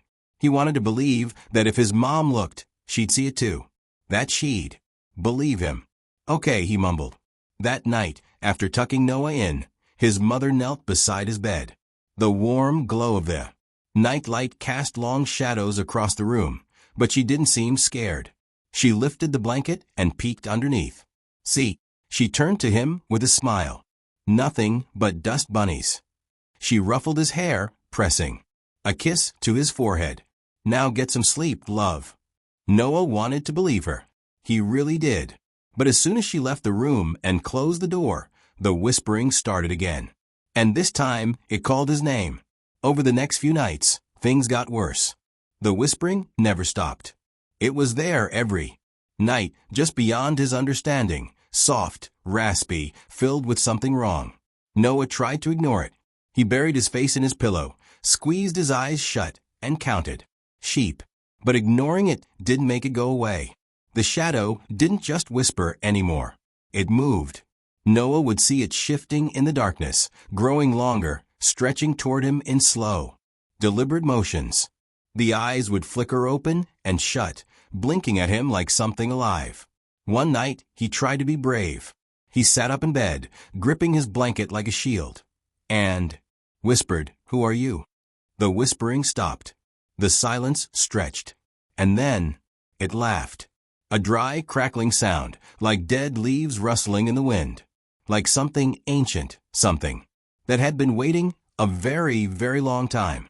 Noah screamed. His father burst into the room, flipping on the light. The brightness chased away the shadows, leaving nothing but the normal shapes of his toys and furniture. "Noah, what is it?" His father's face was a mixture of exhaustion and irritation. "The shadow," Noah cried. "It laughed at me." His father groaned, rubbing his temples. "Noah, enough. There's no such thing as a shadow. That talks. You're letting your imagination get the best of you." "But." "No buts." His father's voice was firm. "If you keep this up, we'll have to take away your night light. You're too old for this nonsense." Tears burned in Noah's eyes. He wanted to stop being scared. He wanted to believe his dad. But the shadow wouldn't leave him alone. And worse, it was getting closer. By the end of the week, Noah stopped sleeping. His face grew pale, and dark circles bloomed under his eyes. He refused to play with his toys, and refused to eat much at dinner. His mother started to worry. "I think something is really bothering him," she whispered to her husband one evening. "Maybe he's getting sick." His father sighed. "Or maybe he's just looking for attention. You baby him too much." "I don't know. This is different. He looks scared all the time." That night, his mother stayed up later than usual. Just as she was about to go to bed, she heard something faint, almost like wind whistling through a crack in the window. Except the windows were shut. Frowning, she walked down the hall and stopped outside Noah's door. She pressed her ear against it. Whispers. Low, raspy voices, more than one. Chills ran down her spine. She swung the door open. Noah was sitting up in bed, trembling, his wide eyes locked on the darkness under his bed. His lips were moving, but no sound came out. "Noah," she called. He flinched and turned to her, his face pale as a ghost. "It's trying to come out," he whispered. Her stomach dropped. That night, Noah's mother refused to leave his room. She brought in a chair and sat beside his bed, determined to prove to him, and to herself, that there was nothing to be afraid of. Hours passed. The house was silent. Then, a slow, scraping sound came from under the bed. Noah's mother froze. Her breath hitched. Had she imagined it? She leaned forward, gripping the edge of Noah's blanket. The sound came again. A dragging, scratching noise, like nails running along wood. She swallowed hard. "Noah?" Tears welled up in his eyes. He shook his head violently. "Don't look," he whispered. "It doesn't like being seen." A chill ran down her spine. But she had to know. Slowly, her trembling hand reached for the blanket and lifted it. Her scream never left her throat. Two glowing eyes, set deep in a gaping, toothless mouth, stared back at her from the darkness. The shadow under the bed shifted, stretching toward her, reaching with long, claw-like fingers. She yanked the blanket back down, grabbing Noah and pulling him against her chest. The room went deathly silent. Then a whisper slithered through the air. "You shouldn't have looked." The next morning, Noah's mother packed their bags. "We're leaving," she told her husband, her hands shaking as she shoved clothes into a suitcase. "What? You're being ridiculous," he scoffed. "No, I'm not," she snapped, spinning to face him. "I saw it. Under his bed. It's real." The blood drained from his face. "You what?" "I saw it," she repeated, her voice breaking. "I don't care what you think. We are not staying here." But before they could leave, Noah screamed. They ran into his room. The bed was empty. The blankets were on the floor. The room was ice cold. And under the bed, a shadow writhed, stretching up the walls. Whispers filled the room. "He belongs to us now." Noah's mother dropped to her knees, reaching under the bed, grabbing for him. But her hands met nothing but cold air. Noah was gone. The police never found him. His parents moved away, unable to bear the silence of an empty house. But his room remained untouched. And at night, when the house was dark and quiet, the whispering started again, waiting for someone new.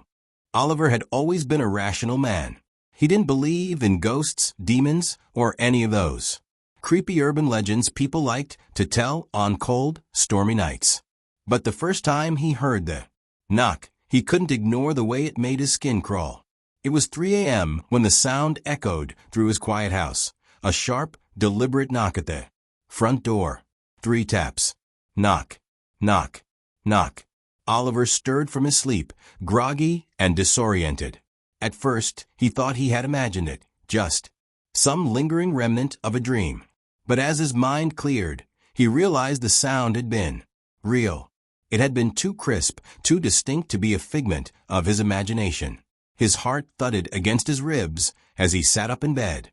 His bedroom was on the 2nd floor, and through his window he could see the empty street below, bathed in the cold glow of the streetlights. Nothing moved. No figures, no cars, not even the stray cat that sometimes prowled the neighborhood. The house was old, and the wooden floor creaked beneath his feet as he swung his legs over the side of the bed. A chill ran through him, though he wasn't sure if it was from the cold or something deeper, something instinctual. The hallway outside his room was dark, except for the dim glow of the nightlight in the bathroom. He hesitated at the top of the stairs, straining his ears. Silence. Had he imagined it? Shaking his head, Oliver slowly descended the stairs. His bare feet felt ice cold against the hardwood floor as he approached the front door. His breath hitched as he peered through the peephole. Nothing. The street outside was eerily still. No movement. No sign of anyone standing there just seconds ago. He reached for the lock and hesitated. A voice in the back of his mind whispered, "Don't open it." But curiosity won. He twisted the deadbolt and cracked the door open just enough to peek outside. A gust of cold air rushed in, sending a shiver down his spine. The porch was empty. The front yard, the sidewalk, everything was still untouched, as if no one had been there. Frowning, he shut the door and locked it again. Maybe he had been dreaming. Maybe it had been the wind or the house settling. Still, as he climbed back into bed and pulled the covers up to his chin, he couldn't shake the uneasy feeling crawling beneath his skin. And then, just as his eyes began to close, a whisper, faint, almost too soft to hear, right outside the door. "Let me in." Oliver's eyes snapped open, his pulse hammering in his ears. He held his breath, listening. But there was only silence. The knocking came again the next night, and the night after that. Always at 3 a.m. Always 3 knocks. At first, Oliver tried to ignore it. He forced himself to stay in bed, squeezing his eyes shut, telling himself it was just his mind playing tricks. But he couldn't. Each knock sent a pulse of fear through his chest, a deep, instinctual terror that made his skin prickle. It felt wrong. By the 4th night, he was ready. He sat in the living room, directly across from the front door, staring at it as the clock on the wall ticked toward 3 a.m. 2:59. He held his breath. The clock struck 3. Knock, knock, knock. Oliver's heart slammed against his ribs. The sound was clear, precise. There was no mistaking it. Someone, something, was standing outside his house. He clenched his fists, his nails digging into his palms. This time, he wouldn't be afraid. This time, he would catch whoever was playing this twisted game with him. He grabbed the baseball bat he had brought downstairs earlier and rose to his feet, his pulse thundering in his ears as he approached the door.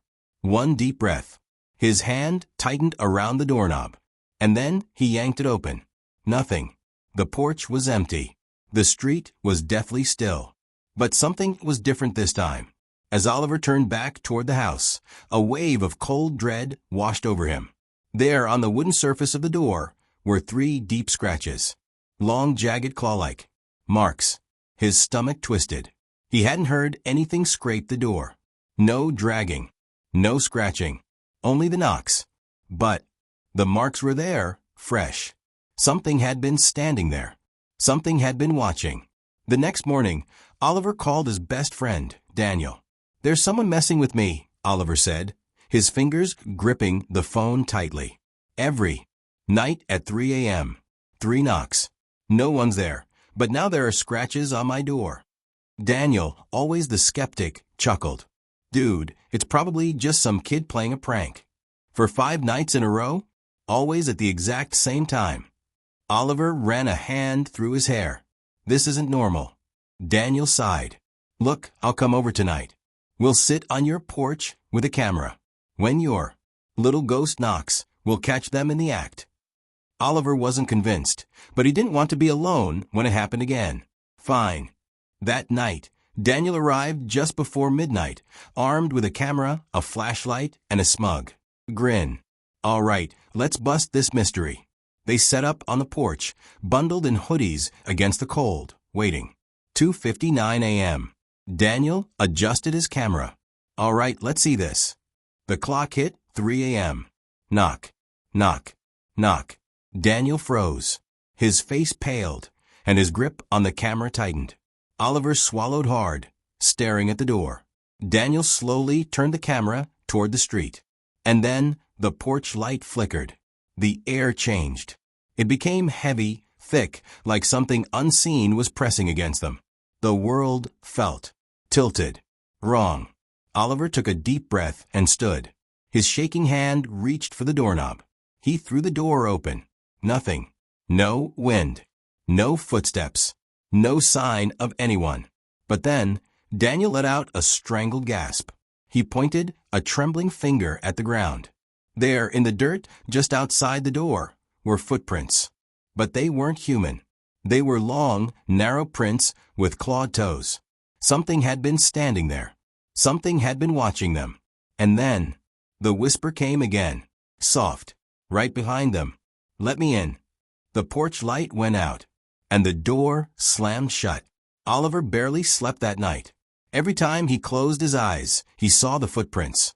Every time he blinked, he felt the weight of unseen eyes watching him.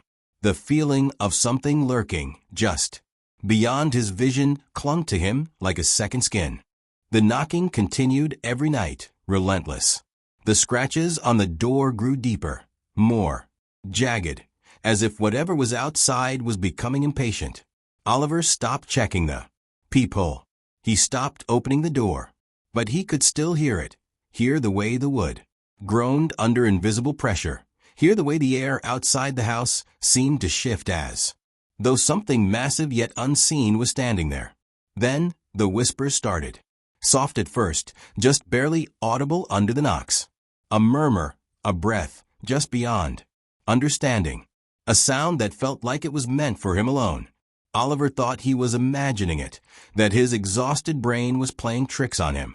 But then, one night, as he lay awake in bed, staring at the ceiling, the whisper cut through the silence like a blade. "Let me in." Oliver sat up, so fast he nearly fell out of bed. His breath came in sharp gasps, and his skin was clammy with sweat. The knocking came again, louder than ever. Bang, bang, bang. It rattled the walls. It made the floorboards tremble. And then the whisper followed, curling around the edges of his mind like smoke. "Let me in." Oliver's stomach twisted. He grabbed his phone with shaking hands, scrolling through his contacts. He needed to call someone. He needed anyone to hear this. Before he could press a button, the knocking stopped. For the first time in weeks, silence filled the house. But Oliver didn't feel relieved. He felt watched. And when he turned his head toward the darkest corner of his bedroom, the shadows seemed just a little too thick, a little too deep, a little too alive. Oliver couldn't take it anymore. He decided that tonight he would stay up with every single light in the house turned on. The lamps, the ceiling lights, even the glow from his computer screen. He wouldn't answer the door. He wouldn't look outside. He wouldn't acknowledge it. 2:59 a.m. Oliver sat in the living room, gripping the arms of his chair so tightly his fingers ached. The TV was on, playing an old sitcom, but he wasn't watching. He wasn't even blinking. 3 a.m. The knock came. Knock, knock, knock. Oliver clenched his jaw, staring straight ahead. The knocking grew louder. Bang, bang, bang. The entire house seemed to shudder. The walls groaned. The ceiling creaked. The lights flickered. Then the whisper came. This time, it wasn't outside the door. It was right next to his ear. You should have opened the door. Oliver whipped around, his heart pounding so hard it made him feel sick. Nothing. There was nothing there. But his blood ran cold. The knock hadn't come from the front door this time. It had come from inside the house. His breath hitched. His eyes darted toward the hallway. The air felt wrong, thick, heavy, suffocating. The shadows along the walls seemed darker, stretching unnaturally, as if they had grown longer in the flickering light. And then, slowly, so slowly that Oliver thought he might be imagining it, one of the shadows moved. A shape, tall and thin, peeled itself away from the darkness. It stood at the edge of the hallway, its head tilted at an unnatural angle. Its eyes were empty voids, black, endless. Watching him, Oliver couldn't move. The thing smiled. A wide, unnatural grin that stretched too far, filled with too many teeth. The lights flickered again. Then they went out, and Oliver screamed. The next morning, Daniel arrived at Oliver's house, knocking on the door. No answer. He frowned and knocked again, harder this time. Still nothing. With a growing sense of unease, Daniel pulled out his phone and called Oliver's number. The line rang and rang until it eventually went to voicemail. Something felt wrong. Daniel hesitated for only a second before reaching for the doorknob. It was unlocked. His stomach twisted. Slowly, he pushed the door open. The house was silent, cold. The air felt thick, heavy, unnatural. A quiet, so deep it felt as if the entire house was holding its breath. Oliver. Daniel's voice echoed slightly, unnaturally. He took slow steps into the living room. The chair where Oliver had been sitting was empty. The TV was still on, the glow of the screen, casting flickering shadows on the walls. The remote lay on the floor as if someone had dropped it in a hurry. But Oliver was gone. Daniel's pulse quickened as he turned toward the front door and stopped. 3 fresh scratches marred the wood, deeper than before, the grooves cutting through as if something with claws had carved them there. And beneath them, written in smeared, blackened marks, were 2 words. 2 words that sent a chill down Daniel's spine, that made the air in his lungs feel like ice. Let me in. The night air was crisp, carrying the scent of damp earth and fallen leaves. A full moon hung low in the sky, casting eerie silver light over the old graveyard on the outskirts of town. The place had always been the center of ghost stories, the kind that parents told their kids to keep them from wandering too far at night. But for Jake, Lena, Ryan, and Ashley, it was just another challenge. Come on, it's just a graveyard. What's the worst that could happen? Jake smirked, shoving his hands into the pockets of his hoodie. Lena rolled her eyes, shifting nervously on her feet. You say that now, but if we get caught trespassing, it's your fault. Ryan, the self-proclaimed ghost expert of the group, grinned. I heard the caretaker doesn't even check this place at night. Besides, people say it's haunted. Wouldn't it be cool to see if it's true? His voice held a thrill that the others didn't quite share. Ashley hugged herself. I don't know, guys. Sneaking into a graveyard at midnight? It feels wrong. Oh, come on, Ash. Jake nudged her with his elbow. It's just for fun. What, you scared? Ashley glared at him. I didn't say that. Then let's go. The four teenagers squeezed through the rusted bars of the cemetery gate, their feet crunching against dead leaves and gravel. The cemetery was old, one of the oldest in town. Cracked. Tombstones jutted out of the earth at odd angles, their names and dates barely legible from years of erosion. Some graves had sunken into the ground, the soil disturbed as if something had clawed its way out. The deeper they went, the more suffocating the air became. The scent of rotting wood and damp moss clung to their noses. The wind whistled through the bare branches of the ancient trees, creating a sound almost like whispers. Lena hugged her arms. I don't like this place. Jake scoffed. It's just an old cemetery. What's there to be afraid of? Ashley stopped suddenly. Her skin prickled with an unnatural chill. Did you hear that? Jake chuckled. Nice try. You're not scaring me. Ryan, however, had gone pale. No, I heard it too. A whisper. Soft. Faint. Calling a name. Lena. Lena's breath caught in her throat. She spun around, scanning the darkness. Who said that? No one answered. The wind howled, but underneath it, the whisper came again. Ryan. Ryan stiffened. Okay. Who's messing with us? His voice was tight, forced. Ashley's fingers dug into his arm. It's not funny. Stop. I swear it's not me. Jake raised his hands. I didn't say anything. Then they heard it again. Jake. A breathy whisper drifting from the graves. The voice was neither male nor female, just a sound like wind through hollow bones. Ashley's eyes widened in terror. Let's get out of here. Lena turned to run, but then, Ashley. The whisper came from directly behind her. She whirled around, expecting to see someone standing there. But there was no one, just rows of old, crumbling tombstones. The air grew colder. The wind stopped. The night was silent, dead silent. Ashley's breath came in quick, shallow gasps. We have to leave. Now. Jake, normally the fearless one, looked shaken. Yeah, okay. Let's go.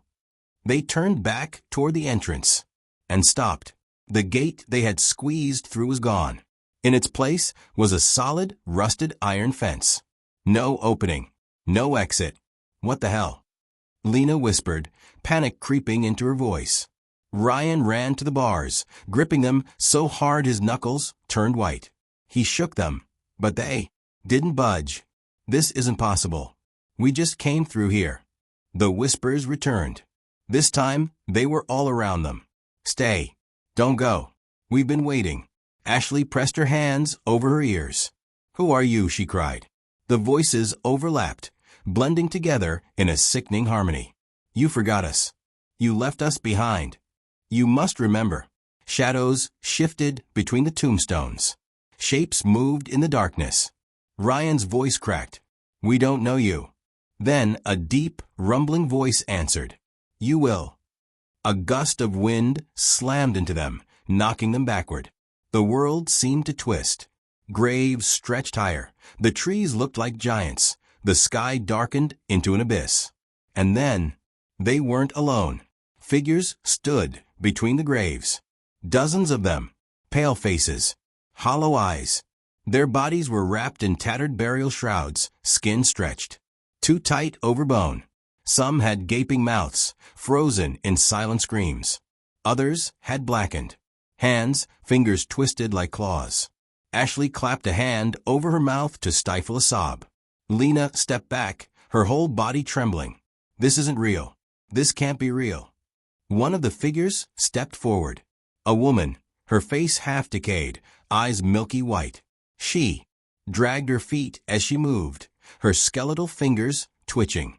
You left us behind, she whispered. Jake shook his head violently.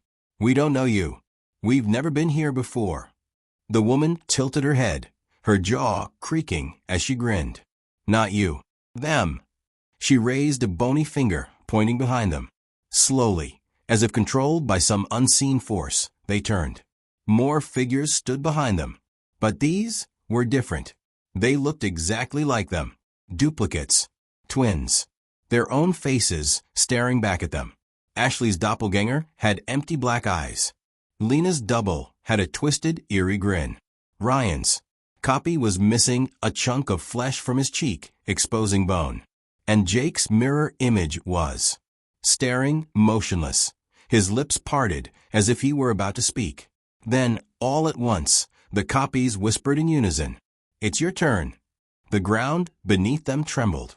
The graves yawned open. Hands, rotting, skeletal hands, burst from the dirt, grabbing their ankles. Ashley screamed as she was yanked downward, her nails clawing at the earth. Lena kicked and thrashed, but the grip was too strong. Ryan and Jake struggled, their voices rising in sheer terror. The doppelgangers stepped closer, reaching out. Their fingers sank into the teen's skin, merging with them, pulling them into the grave. Darkness swallowed them whole. The graveyard fell silent once more. The wind picked up. The trees whispered. And 4 new figures stood among the tombstones. Pale faces, hollow eyes, waiting for the next visitors to enter the graveyard, to hear the whispers, to take their place. The ghostly copies of the 4 teenagers stood motionless, their hollow expressions eerily mirroring their own. Their eyes, dull and lifeless, seemed to pierce right through them. Then, all at once, they spoke in a whispering chorus. "You left us here." Ashley's heart pounded violently against her ribs. "I don't understand," she choked out, her voice barely above a whisper. The first ghostly figure, the woman with the decayed face, stepped forward. Her movements were slow, deliberate, as if the air around her resisted her existence. "Long ago," she rasped, her voice layered with sorrow, "we were just like you, young, alive. We came here on a dare, just as you did. And then," she paused, her milky eyes glancing at the darkened sky, "we were taken." Ryan's throat was dry. "Taken by what?" he asked, though deep down he wasn't sure he wanted the answer. A gust of wind swept through the cemetery, kicking up a cloud of dead leaves. The ground seemed to shudder beneath their feet. Then, out of the darkness, something shifted. Between the graves, a shadow emerged. It was impossibly tall, taller than the trees, its form a writhing mass of shifting darkness. The longer they looked at it, the harder it was to focus, as if their eyes refused to comprehend what they were seeing. A deep, guttural voice slithered through the air, colder than the wind. "I am the keeper of the forgotten, the lost, the abandoned." The weight of its presence pressed down on them, making it harder to breathe. The air around them grew thick, suffocating. Ashley gripped Lena's arm, her fingernails digging into her friend's skin. "We don't belong here," she gasped. The shadow laughed, a low, hollow sound that sent chills up their spines. "You came willingly. Now you will stay." The wind roared again. The figures lunged forward, their outstretched hands like skeletal claws, reaching for them. Their whispering voices turned desperate, frantic. "Stay with us. We were forgotten. Don't leave us behind." Ashley screamed. Lena yanked her hand, dragging her backward. "Run." They bolted. But the graveyard was no longer what it had been. The paths twisted like a maze. Tombstones shifted before their eyes, blocking their way. The gate, their only exit, was gone. No matter which direction they ran, they always ended up back at the center of the cemetery, right where the thing was waiting. And it was getting closer. The ghostly figures closed in, their icy fingers inches from their skin. Their whispers turned to hissing voices, each breath echoing like a death rattle. Ashley's chest heaved. Her body trembled violently as she clung to Ryan's arm. "We're trapped," she sobbed. "There's no way out." Jake's eyes darted around desperately, searching, hoping for anything. A break in the tombstones, a hidden passage, a glimmer of hope. And then he saw it. A grave. A freshly dug grave. The soil was dark, damp, and disturbed as if something had just been buried, or was waiting to be buried. And on the tombstone, above it, their names: Ashley Carter, Lena Brooks, Jake Turner, Ryan Wells. A chill ran through his spine as he read the inscription below their names. Died on October 31st. Buried before they even knew they were dead. No, no, no. Ashley stumbled back, shaking her head violently. This can't be real. We're not dead. We're not dead. Ryan's hands clenched into fists. His mind raced. There had to be a way out. There had to be. His eyes locked onto a jagged rock near the grave. His fingers closed around it, and without thinking, he lifted it high above his head and smashed it against the tombstone. Crack. The marble split in two. Instantly, the ground trembled. A piercing scream, louder than anything they had ever heard, ripped through the night. The ghosts wailed, their bodies convulsing as they shrieked in agony. The shadows recoiled, twisting violently as if in pain. The air itself seemed to bend and warp around them. The wind howled, stronger than before. The trees groaned, the earth beneath them splitting open. Then, everything went black. The next thing they knew, they were standing outside the cemetery. The rusted gate was wide open. The full moon still hung in the sky. The night was still, silent. No whispers, no figures, no shadows. Just an empty graveyard, looking as ordinary as ever. The four of them gasped for air, their bodies trembling from exhaustion and fear. Ryan turned to the others. His voice was barely a whisper. Did that just happen? No one answered. Instead, they ran. Ran as fast as they could away from that place. Away from the horrors they had witnessed. And they never spoke about that night again. But sometimes, when they walked past the old graveyard, they swore they could still hear it. A whisper, calling their names, waiting. Lily Parker had always loved dolls. Ever since she was little, she had a collection that filled an entire shelf in her bedroom. Each doll was unique. Some had button eyes, others had soft fabric bodies, and a few were made of porcelain. But among them, there was one doll that was special, her absolute favorite. It was a beautiful porcelain doll with long golden hair, icy blue eyes, and a delicate pink dress. Made of lace. Her tiny hands were perfectly sculpted. Her face painted with the gentlest expression. She had soft, rosy cheeks and eyelashes so delicate that they looked almost real. The doll had been a gift from her grandmother on her 8th birthday. From the moment Lily held her, she felt an unusual attachment to her. There was something about Annabelle that felt different. It wasn't just a toy, it almost felt like a friend, someone who was always watching over her. Unlike her other dolls, which sometimes collected dust from being untouched, Annabelle was always with Lily, whether on her bed, at her desk, or in her arms while she read. Lily named her Annabelle. At first, Annabelle was just like the rest of her dolls, sitting neatly on the shelf, watching over Lily as she played or slept. Lily would brush her hair every night and make sure her dress was neat before tucking herself into bed. She loved Annabelle. But as the weeks passed, strange things started happening. Annabelle wouldn't stay in one place. At first, it was small things. Lily would set her on the shelf at night, but in the morning, she would find her sitting on her desk. Sometimes, she'd leave Annabelle in her toy box, only to come back and see her lying on the bed as if she had been placed there. Lily didn't pay much attention at first. Maybe she had forgotten where she put her. Maybe her mother had moved her while cleaning. But then, it started happening every single day.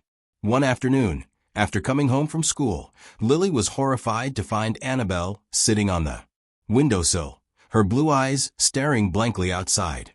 Lily's stomach twisted. She was sure she had left Annabelle on the shelf before going to school. A thought struck her. Max, she called, storming into her younger brother's room. Max, who was lying on the floor playing with his toy cars, barely looked up. What? Lily held up the doll. Stop moving my doll, she snapped. It's not funny. Max scrunched his nose. I didn't touch your creepy doll.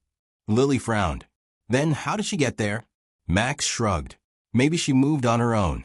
Lily rolled her eyes. Dolls don't move on their own. But deep down, she wasn't so sure anymore. That night, Lily made sure Annabelle was sitting properly on the shelf before she went to sleep. She even whispered, "Stay here, okay?" as if the doll could actually listen. Her room was dimly lit by the glow of her nightlight.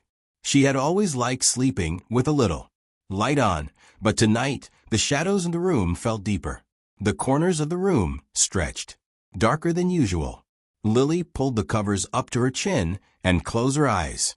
But sleep didn't come easily. She tossed and turned for hours, feeling restless. Every so often, she would open her eyes and glance at the shelf, just to make sure Annabelle was still there. Eventually, exhaustion took over, and Lily drifted into a light sleep. Then, in the middle of the night, something stirred. A soft sound, like fabric brushing against wood. Lily shifted under the blankets, half asleep. Then, a thump. Her eyes flew open. Her breath caught in her throat. Something was in the room with her.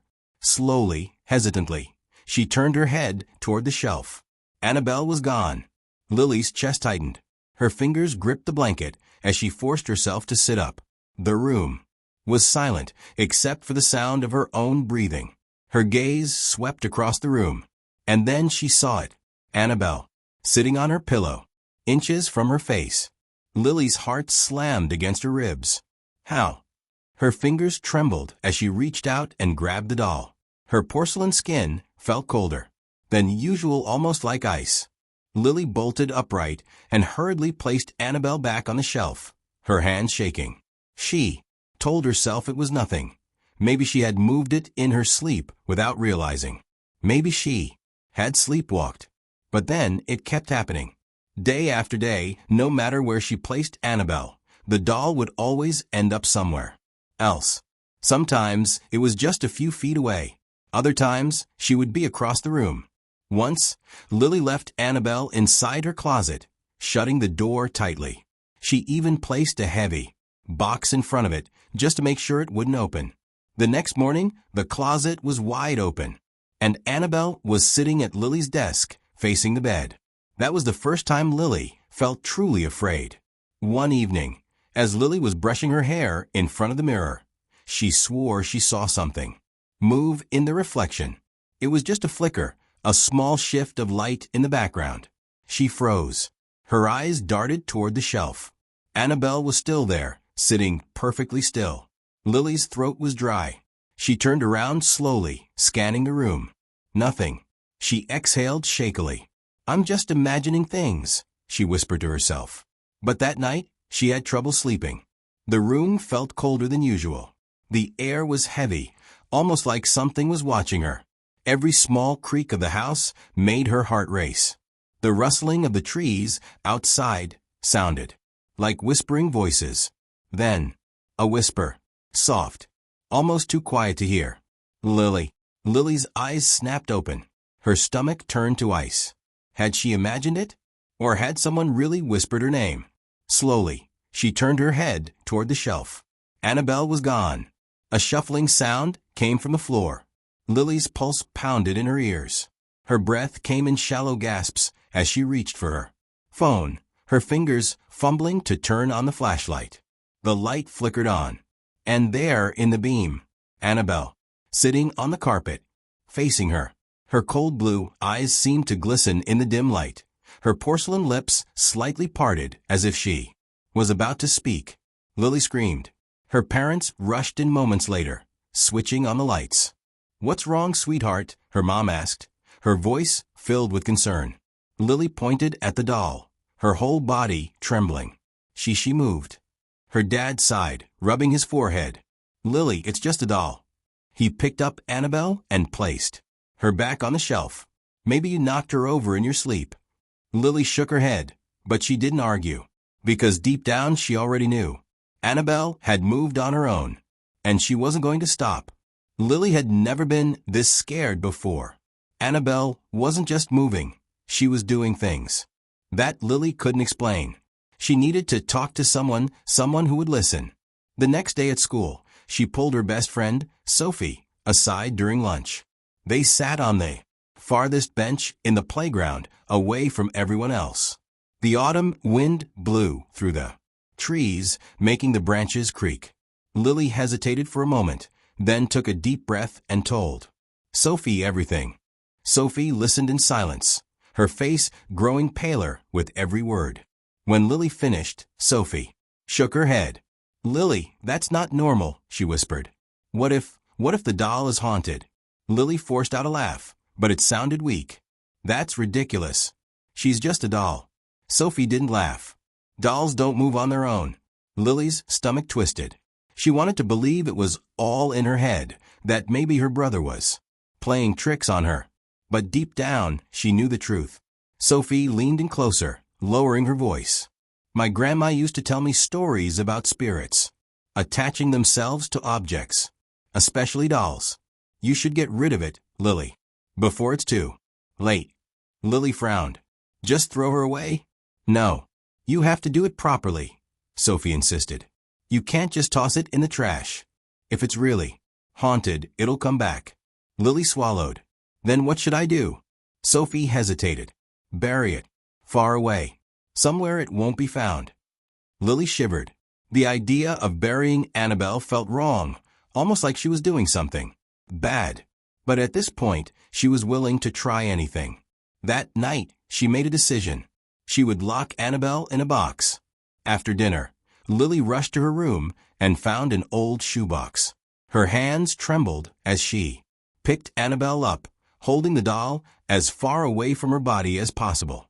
For the first time, she noticed how cold Annabelle felt, almost like she had been sitting outside in the winter air. Taking a deep breath, Lily placed Annabelle inside the shoebox, shut the lid tightly, and wrapped layers of tape around it. She shoved the box under her bed, making sure it was completely hidden. There, she muttered. Now you can't move anymore. She climbed into bed, pulling the covers up to her chin. The room was silent. Too silent. After what felt like hours, her eyelids grew heavy, and she drifted off to sleep. But in the middle of the night, thump. Lily's eyes snapped open. Thump. Thump. Something was moving under her bed. Her breath hitched in her throat. Scrape. Something was crawling. Slowly, hesitantly. She leaned over the side of her bed and peered down into the darkness. The shoebox was there. But the lid, it was open. Empty. Lily's blood ran cold. And then, a soft giggle. A childlike whisper, echoing through the dark. Her heart pounded as she turned her head, barely able to breathe. Annabelle was sitting on her nightstand. But this time, she wasn't the same. Her head was tilted slightly to the side. Her painted lips were curled into the faintest of smiles. Her tiny porcelain hand was raised, like she was waving. Lily let out a scream that shook the entire house. Within seconds, her parents rushed in, turning on the lights. What's wrong? Her mom asked, eyes wide with concern. Lily couldn't speak. She could only point, her hand trembling. Her dad sighed when he saw the doll. Lily, you have to stop with these stories. It's just a doll. No, Lily choked out. She moved. She got out of the box. Her dad shook his head and picked up Annabelle, placing her back on the shelf. You probably knocked it over in your sleep. Lily knew that wasn't true. Annabelle had moved on her own, and she wasn't going to stop. Lily couldn't take it anymore. She had tried everything, ignoring Annabelle, locking her in a box, even begging her to stop. But the doll wouldn't stop. She kept moving, creeping closer and closer to Lily's bed each night. And now she was smiling. That was the last straw. Lily grabbed her backpack and stuffed Annabelle inside. She didn't care if her parents got mad. She didn't care if it was late. She was getting rid of the doll tonight. The house was silent as she tiptoed to the front door. Her parents were asleep, and she needed to keep it that way. Slipping on her jacket, she carefully opened the door and stepped outside. The wind howled through the trees, sending a shiver down her spine. The woods behind there. Neighborhood loomed in the distance, dark and endless. Her hands shook as she walked toward them. The farther she went, the harder her heart pounded. Finally, she stopped in a small clearing. The ground was soft from the recent rain, making it easier to dig. She dropped to her knees and began scooping dirt away with her hands. Her fingers were freezing, but she didn't care. Minutes passed. Then, finally, the hole was deep enough. Lily pulled Annabelle out of her backpack. The doll's blue eyes seemed to shine in the moonlight, almost alive. Her breath hitched. She swore Annabelle's smile had grown wider. "Stay here," Lily whispered, placing the doll in the hole. She quickly covered her with dirt, patting the ground down as tightly as possible. Then she ran. She didn't look back. For the first time in weeks, she slept peacefully. But in the morning, her heart nearly stopped. Annabelle was back, sitting on her bed. Her dress was covered in dirt, and carved into the wood of the headboard in jagged, uneven letters was a single word. "Why?" Lily screamed. Desperate, she called her grandmother, the one who had given her the doll. Her grandmother was silent for a long moment. Then she spoke. "Lily, listen to me carefully," she said.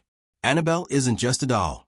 She once belonged to a little girl named Eleanor, a girl who died many years ago. Her spirit, it's attached to the doll." Lily's heart pounded. "What do I do?" Her grandmother hesitated. "You must return her to where she belongs." That night, Lily followed her grandmother's instructions. She took Annabelle back to an old, forgotten graveyard at the edge of town. She found Eleanor's grave, weathered, covered in moss. With trembling hands, she placed Annabelle on the grave and whispered, "You're home now." The wind picked up.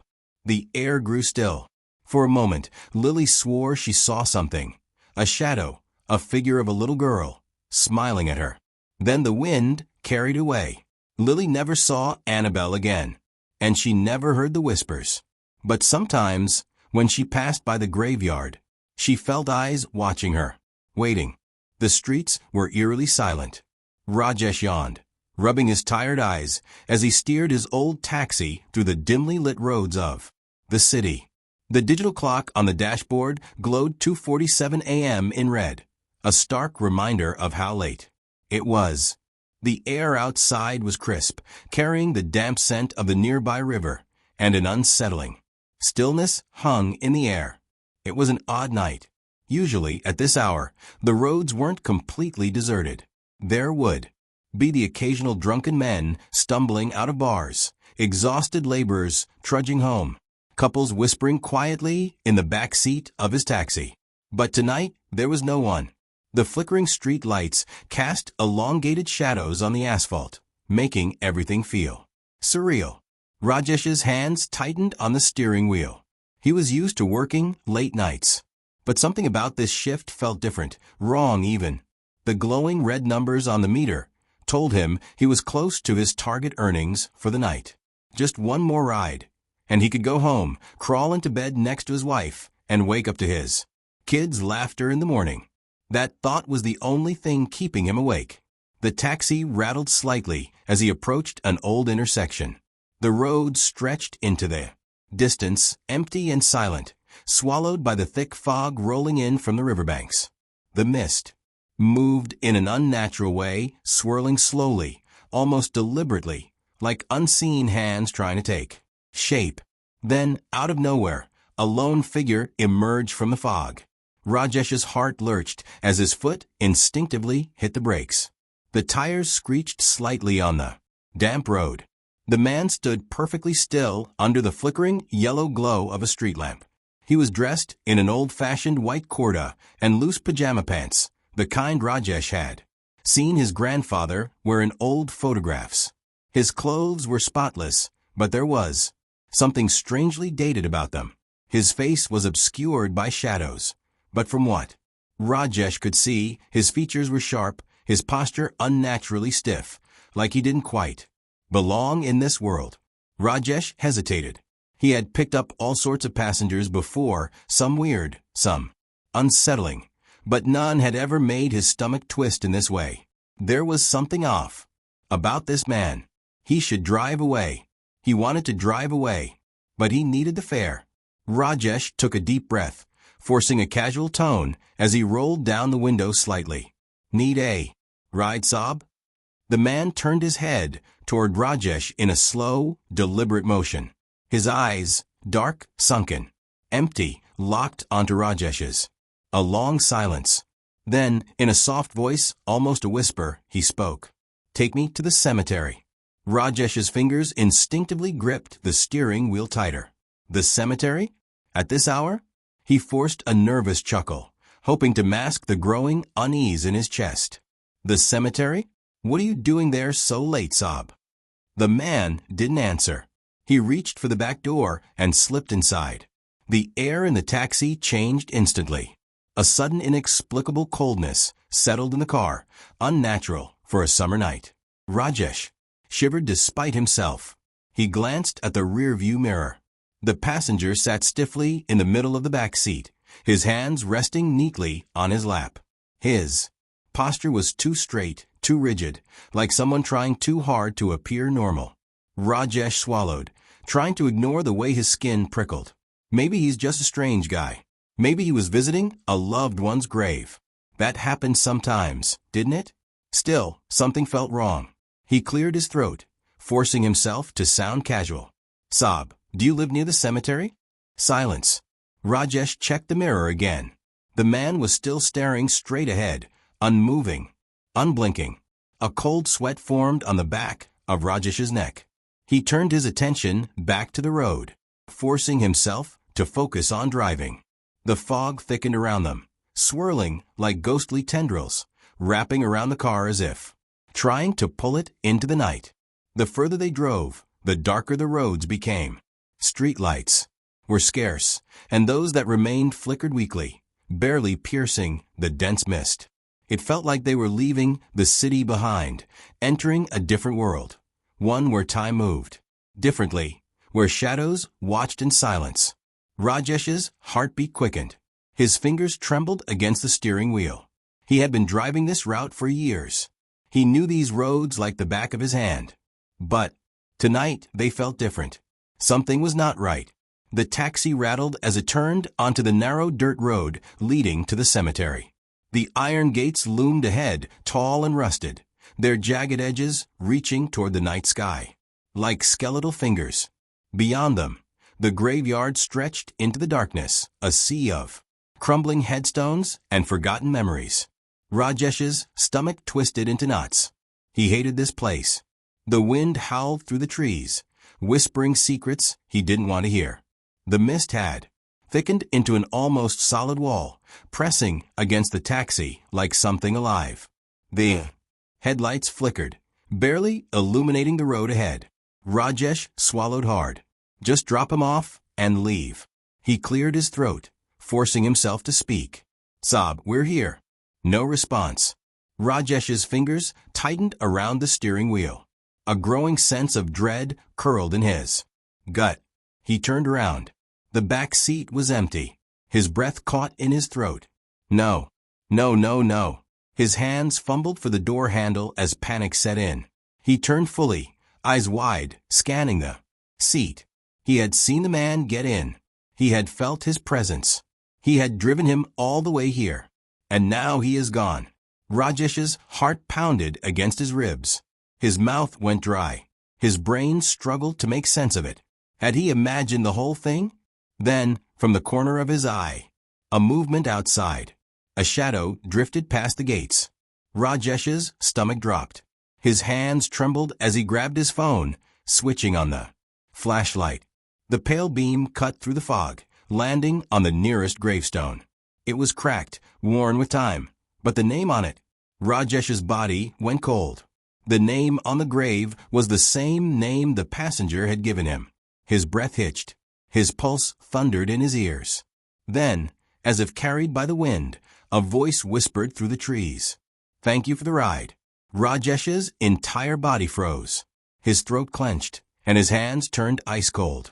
His eyes darted wildly around the cemetery, his breathing uneven. He had to get out of here. Rajesh fumbled with the keys, trying to start the engine. The old taxi sputtered, refused to start. And then, in the rearview mirror, a pair of dark, hollow eyes stared back at him.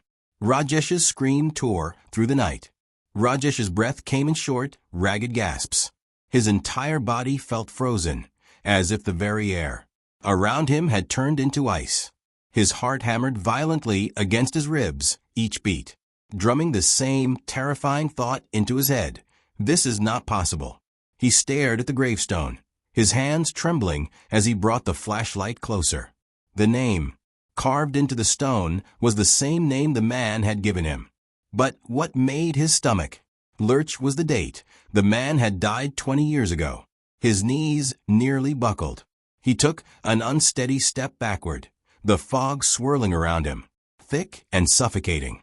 The night air was eerily silent, yet a strange presence lingered, pressing against his skin like unseen eyes watching from every direction. Then, from the depths of the mist, a whisper floated through the air, soft, almost gentle, but chilling in its familiarity. "Thank you for the ride." Rajesh's breath hitched in his throat. His fingers numbed. His body screamed for him to run. But fear had him rooted to the ground. And then he felt it. A sudden, bone-deep chill. An unnatural cold creeping over his shoulders, slithering down his spine. His instincts screamed. Something was behind him. Summoning every ounce of courage he had left, Rajesh turned. Nothing. But the mist shifted, swirling unnaturally, as if something unseen had just moved. Panic took over. He stumbled back toward the taxi, his hands shaking as he fumbled with the door handle. The metal was ice cold beneath his touch. He yanked the door open and threw himself inside, slamming it shut behind him. His chest heaved as he jammed the key into the ignition, his hands trembling so badly he could barely turn it. The old taxi sputtered, groaning in protest. "Come on, come on." The engine coughed, refused, then finally roared to life. Rajesh gripped the wheel, slamming his foot on the accelerator. The tires screeched against the gravel, kicking up dust as he sped away from the cemetery. His breath was erratic, his heart still hammering, but relief started to trickle in. He was safe. He was getting out of here. But then, the road stretched endlessly ahead of him. He knew this road. He had driven it countless times. Yet, something was wrong. The surroundings seemed unfamiliar, distorted. The fog pressed against the windows like unseen, hands growing thicker, denser, as if trying to pull him back. And then, a prickle of cold dread crawled up his neck. Something made him glance at the rearview mirror. And that's when he saw it. His breath caught in his throat. A face, sitting in the back seat, exactly where he had been before, unmoving, expressionless, hollow, dark eyes staring straight at him through the mirror. Rajesh's scream tore through the night. His hands jerked the wheel. The car skidded wildly, tires screeching against the gravel. His vision blurred with panic as he swerved. And then, darkness. A distant voice. Muffled, blurred, familiar. Rajesh's head throbbed, a deep, pounding ache that felt like someone was hammering inside. His skull. His body was heavy, each limb sluggish and weak. He forced his eyes open. The harsh morning light stabbed through his vision, making him wince. The sterile white of a hospital ceiling swam above him. The sharp scent of antiseptic filled his nose. His breath came in slow, shallow gasps. His entire body ached, his muscles stiff, as if he had been frozen in fear for hours. "Bia, you're awake." A voice, his younger brother, Arun. Relief was evident in his tone. His wife stood beside him, worry etched into every line on her face. Rajesh blinked, his throat dry and scratchy. He tried to sit up, but his body protested, every muscle screaming in pain. What happened? His voice was hoarse, barely above a whisper. Arun exhaled shakily. "You were found unconscious on the cemetery road. Your taxi crashed into a tree." The cemetery. Rajesh's breath hitched. The memories rushed back like a flood. The strange passenger. The fog. The gravestone. The face in the mirror. His fingers curled into the bedsheet, his knuckles turning white. He forced himself to ask the question that had been clawing at his mind. Did anyone find a man in my taxi?" Arun frowned, his expression turning confused. "Bia, there was no one in the taxi. Just you." Rajesh felt the blood drain from his face. His stomach lurched. No, that wasn't possible. He had seen him. He had spoken to him. He had felt his presence. His breath grew unsteady, his chest tightening. His hands shook as he grabbed Arun's arm. Check my rearview mirror. Arun gave him a puzzled look, but nodded. Okay, I'll ask someone to check. Minutes passed in tense silence. The room felt colder, suffocating. A strange heaviness settled in Rajesh's chest. Then, the nurse entered, holding something in her hands. A shattered piece of glass. The rearview mirror. Rajesh's breath caught. Something was carved into the surface. Deep. Jagged. See you again. A chill ran down his spine. His fingers went numb. And then, for just a second, he saw the reflection. The hollow, dark eyes staring back at him. Unblinking. Waiting. And then, the reflection smiled. No one in the neighborhood ever talked about the house at the end of Blackwood Street. It had been empty for nearly 3 decades, its windows covered in dust, the paint peeling off its once white walls, and the front yard overgrown with wild grass. Some claimed they had seen shadows moving inside at night. Others swore they had heard whispers when they walked past it. But no one dared to go near it. That was until the Carter family moved in. Daniel and Sarah Carter had been looking for a house within their budget, and when they stumbled upon the listing for the Blackwood Street property, they couldn't believe their luck. A large Victorian house with a spacious yard, offered at a price much lower than anything else in the city. It seemed like a dream come true. The real estate agent hesitated when they inquired about it, mumbling something about the house being difficult to sell, but when they insisted, he finally agreed to a showing. The moment they stepped inside, Sarah felt an odd chill run down her spine. The air was heavy, carrying a strange dampness that shouldn't have been there in a house that had been locked up for years. Dust floated in the dim light seeping through the old curtains, and the wooden floor creaked under their footsteps. But none of that mattered to Daniel. He was too focused on the potential. A little cleaning, a fresh coat of paint, and this place will be perfect, he had said, squeezing Sarah's hand. Their 8-year-old son, Michael, wasn't as thrilled. He clung to Sarah's side, his wide eyes scanning the dark corners of the house. "Mom, I don't like it here," he whispered. "It smells bad." Sarah knelt beside him, brushing his dark curls away from his forehead. "It's just an old house, sweetheart. Once we clean it up, it will feel like home." Michael didn't argue, but he kept glancing over his shoulder, as if expecting something or someone to appear. They moved in the following week. The first few days were spent dusting, scrubbing, and unpacking. Daniel worked late shifts at his new job, leaving Sarah alone with Michael most evenings. That was when the strange things began happening. At first, it was subtle.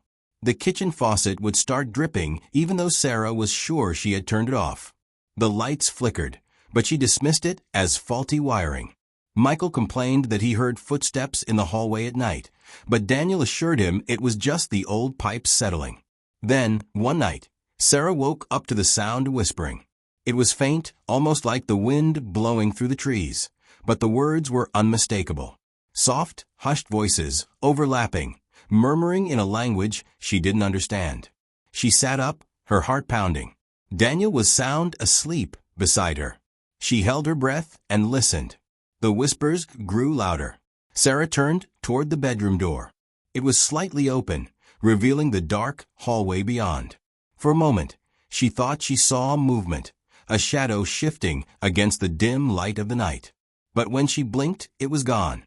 Shaking off the unease, she lay back down, telling herself it was just her imagination. The next morning, Michael refused to come out of his room. When Sarah finally coaxed him downstairs for breakfast, he wouldn't eat. His small fingers clutched the edge of the table, his face pale. "What's wrong, baby?" Sarah asked, kneeling beside him. He hesitated before whispering, "There's a lady in my room." Sarah felt a chill creep up her spine. "What do you mean?" Michael glanced toward the staircase, as if making sure no one was listening. "She stands in the corner at night. She has no eyes." Sarah swallowed hard. "Michael, that's just a bad dream. There's no lady." Michael shook his head. "She whispers to me." Sarah forced a smile, trying to keep her voice steady. "What does she say?" Michael hesitated, then murmured, "She says she wants to come inside." Sarah's stomach twisted. That night, she stayed up late, sitting in the hallway outside Michael's room. Hours passed and nothing happened. Just as she was about to head to bed, a cold gust of air rushed past her. The hallway light flickered. Sarah's breath hitched as she turned toward Michael's door. It was open. Her heart pounded as she stepped inside. The room was empty except for Michael, fast asleep in his bed. But something felt wrong. The air was thick, suffocating. And then she saw it. In the corner, where the shadows were darkest, a shape was standing. Tall, motionless, watching. Sarah gasped, stumbling backward, her hand flying to the light switch. The moment the light flickered on, the figure was gone. The room was empty. She barely slept that night. The next day, she called Daniel at work, her voice trembling as she explained what had happened. He tried to calm her, suggesting it was just stress. But she could hear the doubt in his voice. Then, the nightmares began. Sarah dreamt of a woman in a tattered black dress, standing at the foot of her bed, whispering in a language she didn't understand. She would wake up drenched in sweat, her body frozen, unable to move for several minutes. Michael's behavior worsened. He refused to sleep in his room, begging to stay in Sarah and Daniel's bed. One night, as Sarah tucked him in, he suddenly grabbed her hand, his eyes wide with fear. "She's angry, Mom," he whispered. "She says we need to leave." That was the final straw. Sarah spent the entire night researching the house's history. What she found made her blood run cold. 30 years ago, a woman named Margaret Holloway had lived there. A widow, she had become reclusive after losing her husband and child in a fire. Neighbors claimed she had started speaking to someone who wasn't there, muttering in the dead of night. One evening, she was found hanging from the attic beams. Her last words, scribbled on the wall in her own blood, read, "She is in the shadows. She will not let me leave." Sarah slammed her laptop shut, bile rising in her throat. That night, she told Daniel everything. He finally agreed. They needed to leave. They packed their bags, planning to stay at a hotel until they found a new place. But the house wouldn't let them go so easily. As Sarah gathered their things, a sudden, violent banging echoed through the house. The lights flickered wildly. A cold wind howled through the hallways, though every window was shut. And then Michael screamed. Sarah and Daniel ran to his room. The sight that met them was one they would never forget. Michael stood in the middle of his room, staring at the wall. The words "Don't leave" were scratched into the plaster, deep and jagged, as if carved by invisible claws. And then, the whispering began again, louder this time, more urgent. Sarah grabbed Michael, Daniel yanked open the front door, and they ran. They never went back. A week later, the house was found abandoned again. The words on Michael's wall had vanished. But some nights, when the wind is still, neighbors say they can still hear whispering coming from inside. And sometimes, if you look closely, you can see a figure standing by the window, watching, waiting, for someone new to move in. The Carters never spoke of what happened that night. They checked into a motel on the outskirts of town, too shaken to think clearly. Michael refused to sleep alone, clinging to Sarah every time she tried to move away. Even Daniel, always the rational one, lay awake, staring at the ceiling, his face pale in the dim light of the bedside lamp. The next morning, Sarah called the real estate agent. She didn't bother with excuses. "We're leaving the house. Sell it, burn it, I don't care. We're not going back." The agent sighed on the other end of the line. "You're not the first ones to say that." Sarah gripped the phone tighter. "Then why the hell do you keep selling it?" There was a long silence. Then, in a voice barely above a whisper, he said, "Because it always finds new owners." Sarah's stomach twisted. She hung up without another word. That night, Michael woke up screaming.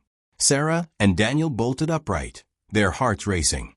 Michael sat on the bed, his small body trembling, tears streaming down his face. "She followed us," he sobbed. "She's outside." Daniel rushed to the window. At first, there was nothing, just the empty parking lot, lit by a flickering street lamp. But then, a movement, a figure barely visible in the darkness. A woman in a tattered black dress. She stood motionless, her face obscured by shadows. Then, slowly, her head tilted upward, as if sensing Daniel's gaze. The light flickered again, and she was gone. Daniel stumbled backward, his breath ragged. "We need to get out of here." They left before sunrise, driving without a destination. They ended up in another state, renting a small apartment under a different name. They never mentioned Blackwood Street again. But the nightmares never stopped. Sarah would wake up gasping for air, the echoes of whispers still ringing in her ears. Michael grew quieter, his once bright eyes now dull and distant. And Daniel changed. He started staying up late, staring at the walls as if listening to something only he could hear. Sometimes, Sarah would wake to find him standing by the window, unmoving, his eyes vacant. One night she finally asked, "What are you looking at?" Daniel didn't answer. Instead, he whispered, "She's waiting." Sarah's blood ran cold. "Who?" Daniel slowly turned to her. "She followed us." Sarah wanted to scream, to shake him, to tell him it was all in his head. But then she saw something that made her heart stop. His shadow. It stretched unnaturally along the wall, far too long for the dim light of the lamp. And beside his shadow, another, thin, still, watching. Sarah grabbed Michael and ran. They left Daniel behind that night. She never saw him again. Years later, when she finally gathered the courage to look him up, she found an article. A man had been found in an abandoned house, sitting in a chair, staring at the wall. Mouth open, eyes hollow, dead. The neighbors claimed they still heard whispers coming from inside. And sometimes, if you looked closely at the window, you could see two figures standing there, waiting for someone new. But Sarah's nightmare wasn't over. 3 nights after reading the article, she woke up to a soft rustling sound in her bedroom. Michael was asleep beside her, his tiny hands curled into fists. Her breath hitched. The rustling grew louder. The closet door creaked open. And, in the darkness, just beyond the threshold, a pair of hollow eyes stared back. The last thing Sarah heard before the world went black was a whisper. "You shouldn't have left him." The end. The rain hammered the windshield as Mark gripped the steering wheel, his fingers tightening with each gust of wind that rocked his car. The empty highway stretched ahead, shrouded in mist and darkness, the white lane markers flashing like ghostly apparitions under his headlights. He had been driving for hours, his eyes burning from fatigue, and the storm showed no sign of letting up. Mark exhaled heavily, glancing at the dashboard clock. 2:47 a.m. The next town was about 30 minutes away. If he kept pushing forward, he could reach a motel before dawn and finally get some rest. His wipers struggled against the downpour, each pass barely clearing the windshield before another sheet of water obscured his vision. His eyelids felt heavier by the second. Just a little longer, he told himself. Just a little. A figure appeared on the roadside. Mark's pulse spiked. A woman stood there, barely visible in the torrential rain. She wore a white dress, now soaked and clinging to her thin frame. Her long, dark hair draped over her face, obscuring most of her features. She wasn't waving for help. She wasn't holding out a thumb. She simply stood there. A chill crept up Mark's spine. Who in their right mind would be out here at this hour, in this storm? He hesitated, but instinctively eased his foot off the gas, slowing the car. He rolled the window down slightly as he pulled up beside her, the cold wind carrying a scent of rain and something faintly sweet, like old perfume. "Need a ride?" he called out over the roar of the rain. For a moment, she didn't move. Then, slowly, she turned her head toward him. Mark's stomach tightened. Her face was eerily pale, her eyes too large, hollow-looking in the dim light. She blinked once, then nodded. Something about her unsettled him, but he ignored the instinctual warning buzzing in his head. It was just a storm. She was probably just cold, scared, in need of help. He reached over and unlocked the door. She slid in without a word. Mark swallowed as she settled into the seat. The scent of damp fabric and that faint floral aroma filled the car. Water dripped from her dress, forming small puddles on the seat and floor. She shivered violently, wrapping her arms around herself. "You must be freezing," Mark said, adjusting the heater. "Where are you headed?" "Hollow Creek," she murmured. Her voice was barely above a whisper, yet it sent a shudder down Mark's spine. He frowned. Hollow Creek? That was odd. The town had been dying for years, most of its buildings abandoned. It was the kind of place people left, not returned to. Still, he nodded and pulled back onto the road. The car's tires splashed through puddles as they drove in silence. Occasionally, he glanced at her. She sat stiffly, her gaze locked forward. Her hands trembled in her lap. He cleared his throat, trying to break the eerie quiet. "Rough night." She turned then, too slowly. Her dark eyes met his, and for a second, Mark felt like his breath had been sucked from his lungs. There was something wrong with them, like looking into a deep, endless pit. "I just want to go home." Mark's fingers tightened around the steering wheel. Something about the way she said it, the way her lips barely moved, the emptiness in her tone, made his skin prickle. The rain had settled into a light drizzle by the time they reached the outskirts of Hollow Creek. The mist thickened, curling between the skeletal trees and crumbling houses. The streetlights flickered weakly, their glow barely reaching through the dense fog. Mark swallowed.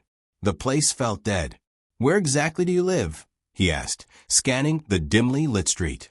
She lifted a pale hand and pointed. Mark followed her gesture to an old Victorian house at the end of the road. His stomach dropped. The place was in ruins. The windows were black, hollow, the front porch sagging under years of neglect. Weeds had overtaken the yard, pushing up through cracks in the broken pavement. The house looked abandoned. "Are you sure?" The seat beside him was empty. Mark's breath caught in his throat. He hadn't heard the door open, hadn't felt the car shift. And yet, she was gone. His hands went clammy as he turned toward the house. A shadow moved in the upstairs window.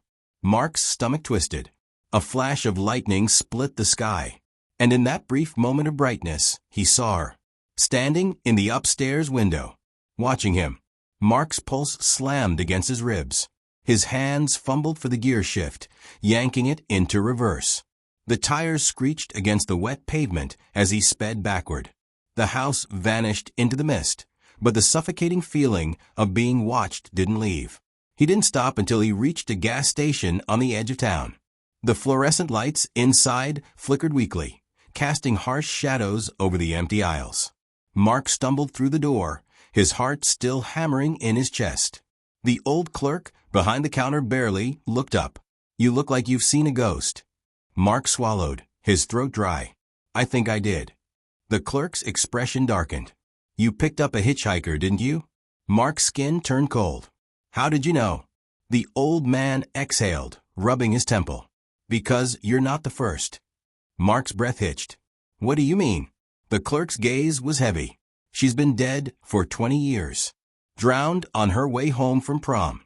They found her car at the bottom of Hollow Creek Lake.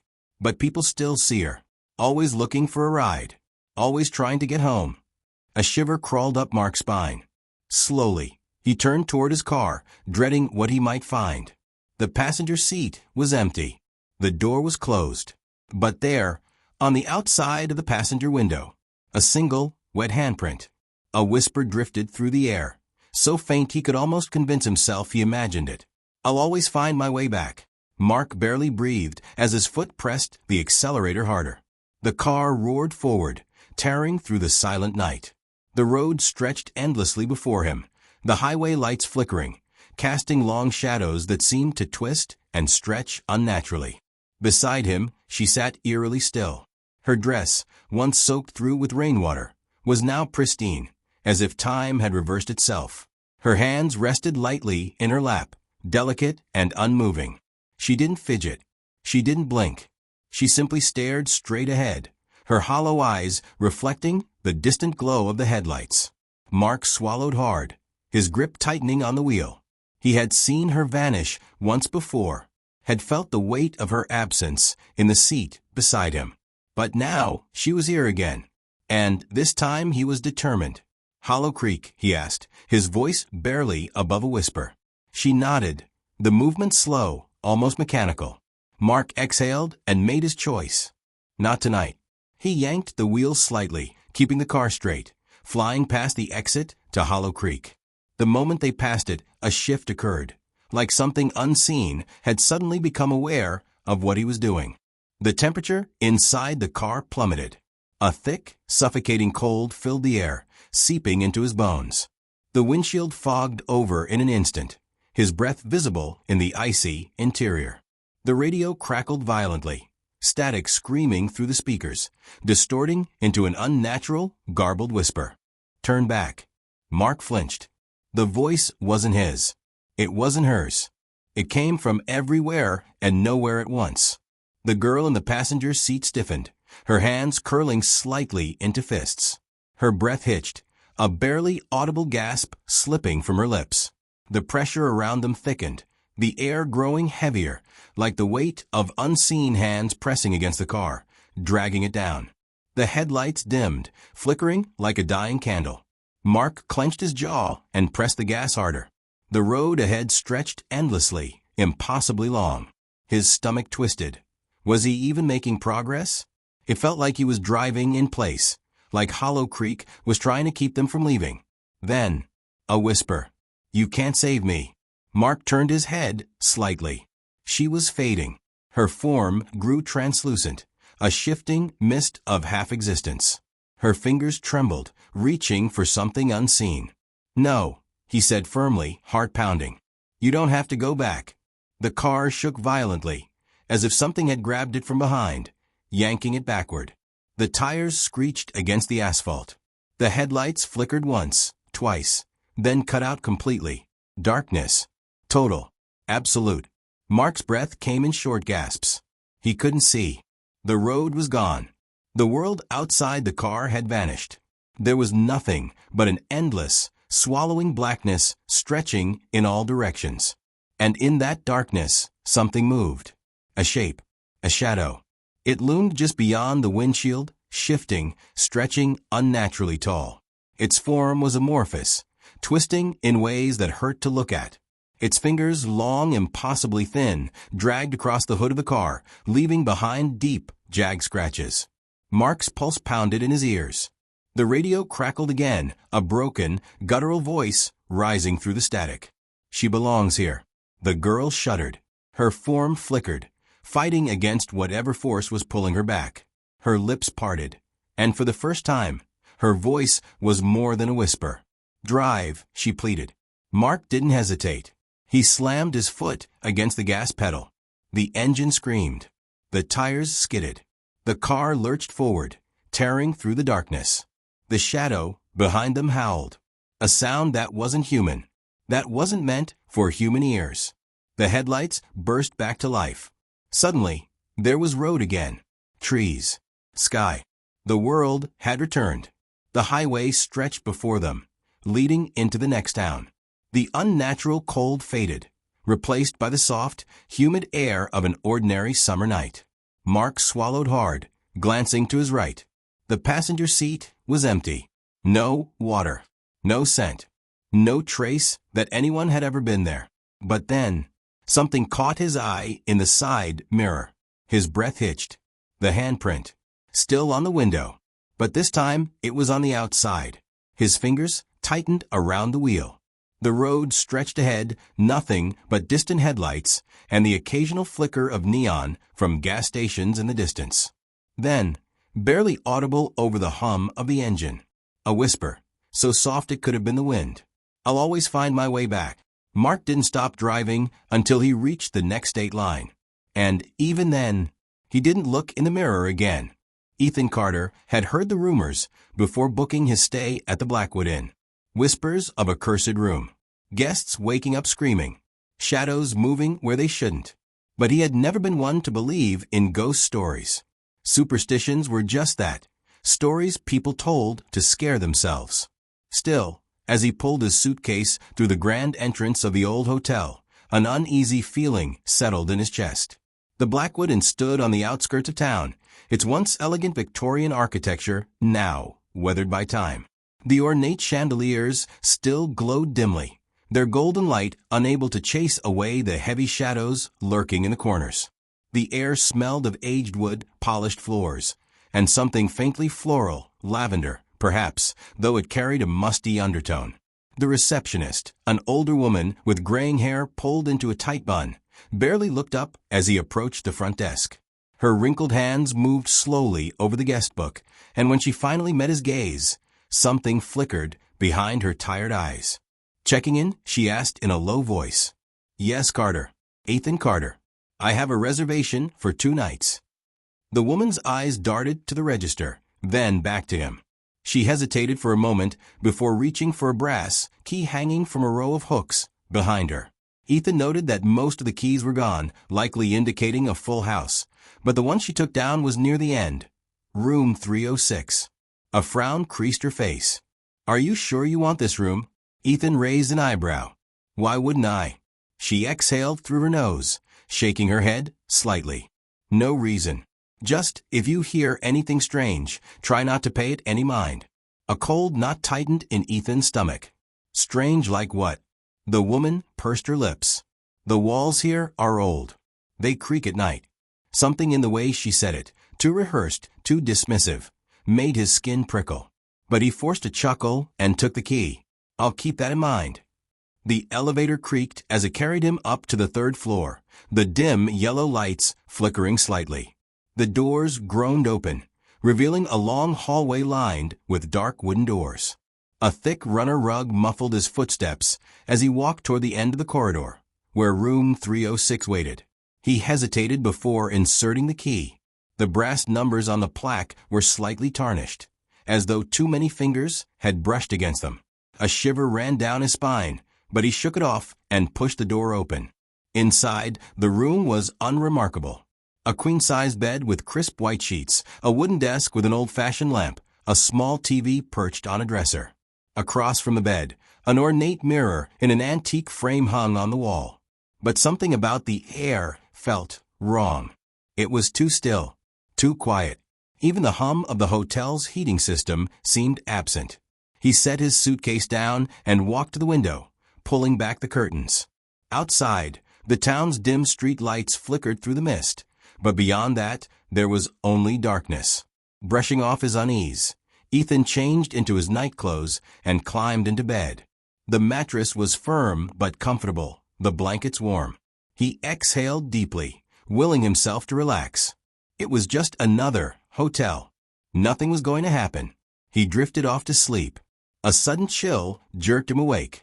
The room was dark except for the faint glow of the streetlights filtering through the curtains. The air was thick and unnaturally heavy, pressing down on him like a suffocating blanket. His breath fogged slightly in the air, as if the temperature had plummeted in an instant. A sharp contrast to the warmth he remembered before falling asleep. Something wasn't right. The silence wasn't normal. It wasn't the peaceful quiet of a hotel at night. It was something else entirely. A void. The kind of silence that wasn't just the absence of sound, but the suppression of it, like the entire world had stopped breathing. Even the faint hum of the air conditioner had vanished. Then, out of the corner of his eye, he noticed the mirror. At first, it was subtle, just a trick of the dim light. The reflection seemed off, like the room wasn't quite the same as the one he was in. His stomach tightened. He squinted, trying to make sense of what he was seeing. The bed was there, the desk, the lamp. But something else was, too. A woman. She stood in the mirror, barely visible in the murky glow. Long, damp strands of hair clung to her face, her features half hidden in the shadows. Her skin was pale, deathly pale, as if all the life had been drained from her body. But it was her eyes that made Ethan's blood run cold. Dark, sunken, hollow, and locked onto him. Ethan tried to move, to sit up, to scream, to do anything, but his body refused to obey. His chest rose and fell in ragged, shallow gasps, his limbs frozen as if he had been buried beneath an unseen weight. His heart pounded against his ribs, every beat a drum of sheer terror. The woman in the mirror took a slow, shuddering breath. Her lips parted. No sound came, just a silence so deep it rang in his ears. Then a whisper. "Get out." The sound slithered through the air, a breathless, rasping murmur that sent a jagged chill down his spine. His paralysis shattered. Ethan gasped awake again, this time bolting upright. His heart pounded in his chest, a hammering rhythm that echoed in his ears. Sweat clung to his skin, his shirt damp from sheer panic. His breathing was shallow, uneven, like he had run miles without stopping. The room was silent. The mirror was normal. No woman. No dark, sunken eyes. No whispering voice. But then his breath caught. His stomach lurched. There, on the cold glass, was a single handprint. On the inside. His mind raced. His pulse thundered. Every nerve in his body screamed at him to run. But he didn't. He couldn't. His rational mind clawed for answers. Had he been dreaming? Sleep paralysis? No. This was real. Too real. Slowly, hesitantly, he swung his legs over the bed, his bare feet meeting the icy floor. The chill seeped into his skin, crawling up his spine like a phantom touch. His reflection stared back at him, his own face pale and drawn, his eyes wide with fear. But the handprint, it was distinct, small, almost delicate, yet smeared, as if someone had pressed their fingers against the surface in desperation before slipping away. Ethan's breath came in shallow, uneven gulps. His pulse roared in his ears. He took a hesitant step forward, then another. His fingers hovered just above the mark. The air was colder here, a bone-deep chill that made his skin prickle with unease. The temperature wasn't just lower, it felt unnatural. The kind of cold that didn't come from a draft or an open window. Then, as he watched, the handprint began to fade. Not like condensation drying up, but as if something or someone was wiping it away. From the other side, Ethan stumbled back, his breath hitching in his throat. His stomach twisted into knots. His mouth was dry, his tongue heavy like sandpaper. This wasn't his mind playing tricks. This wasn't some illusion. This was real. He turned sharply, his eyes scanning the room, his senses on high alert. The air felt heavier now, suffocating, thick with something unseen. Every shadow seemed deeper, darker. The dim glow of the streetlights outside barely cut through the oppressive blackness pressing against the windows. His suitcase sat untouched by the door. The window was still closed. A gust of wind rattled the walls. Except the windows were shut. There was no draft. His pulse quickened. Something was here, watching, waiting. He swallowed hard, forcing a nervous laugh. It's just my mind playing tricks. The lamp flickered. Then the whisper returned. Only this time it was right behind him. Get out. The voice was closer. Too close. So close he could feel the ice-cold breath on the back of his neck. A rush of freezing air swept through the room, and the lights died, plunging everything into complete darkness. Ethan didn't hesitate this time. He lunged for his suitcase, yanking it off the floor, his fingers fumbling with the lock. His breath came in rapid, uneven gasps. The whispering turned into a low, distorted hum, growing louder. Something moved in the darkness. A shadow. Flickering. Shifting. Crawling along the walls. Stretching toward him. The door. He needed to get to the door.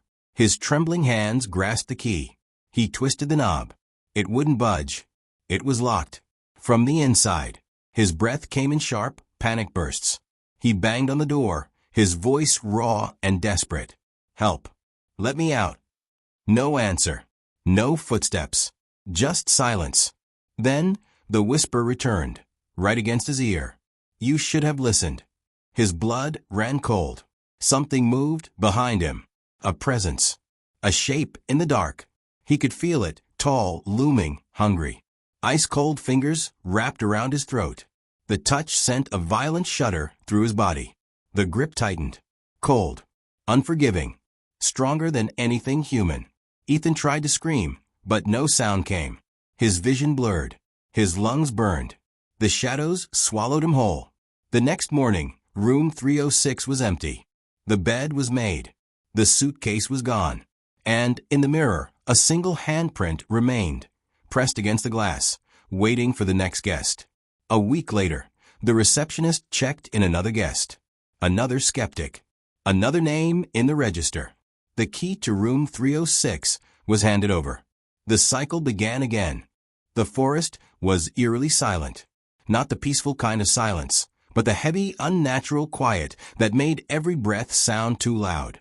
The kind of silence that made the hairs on the back of your neck stand up.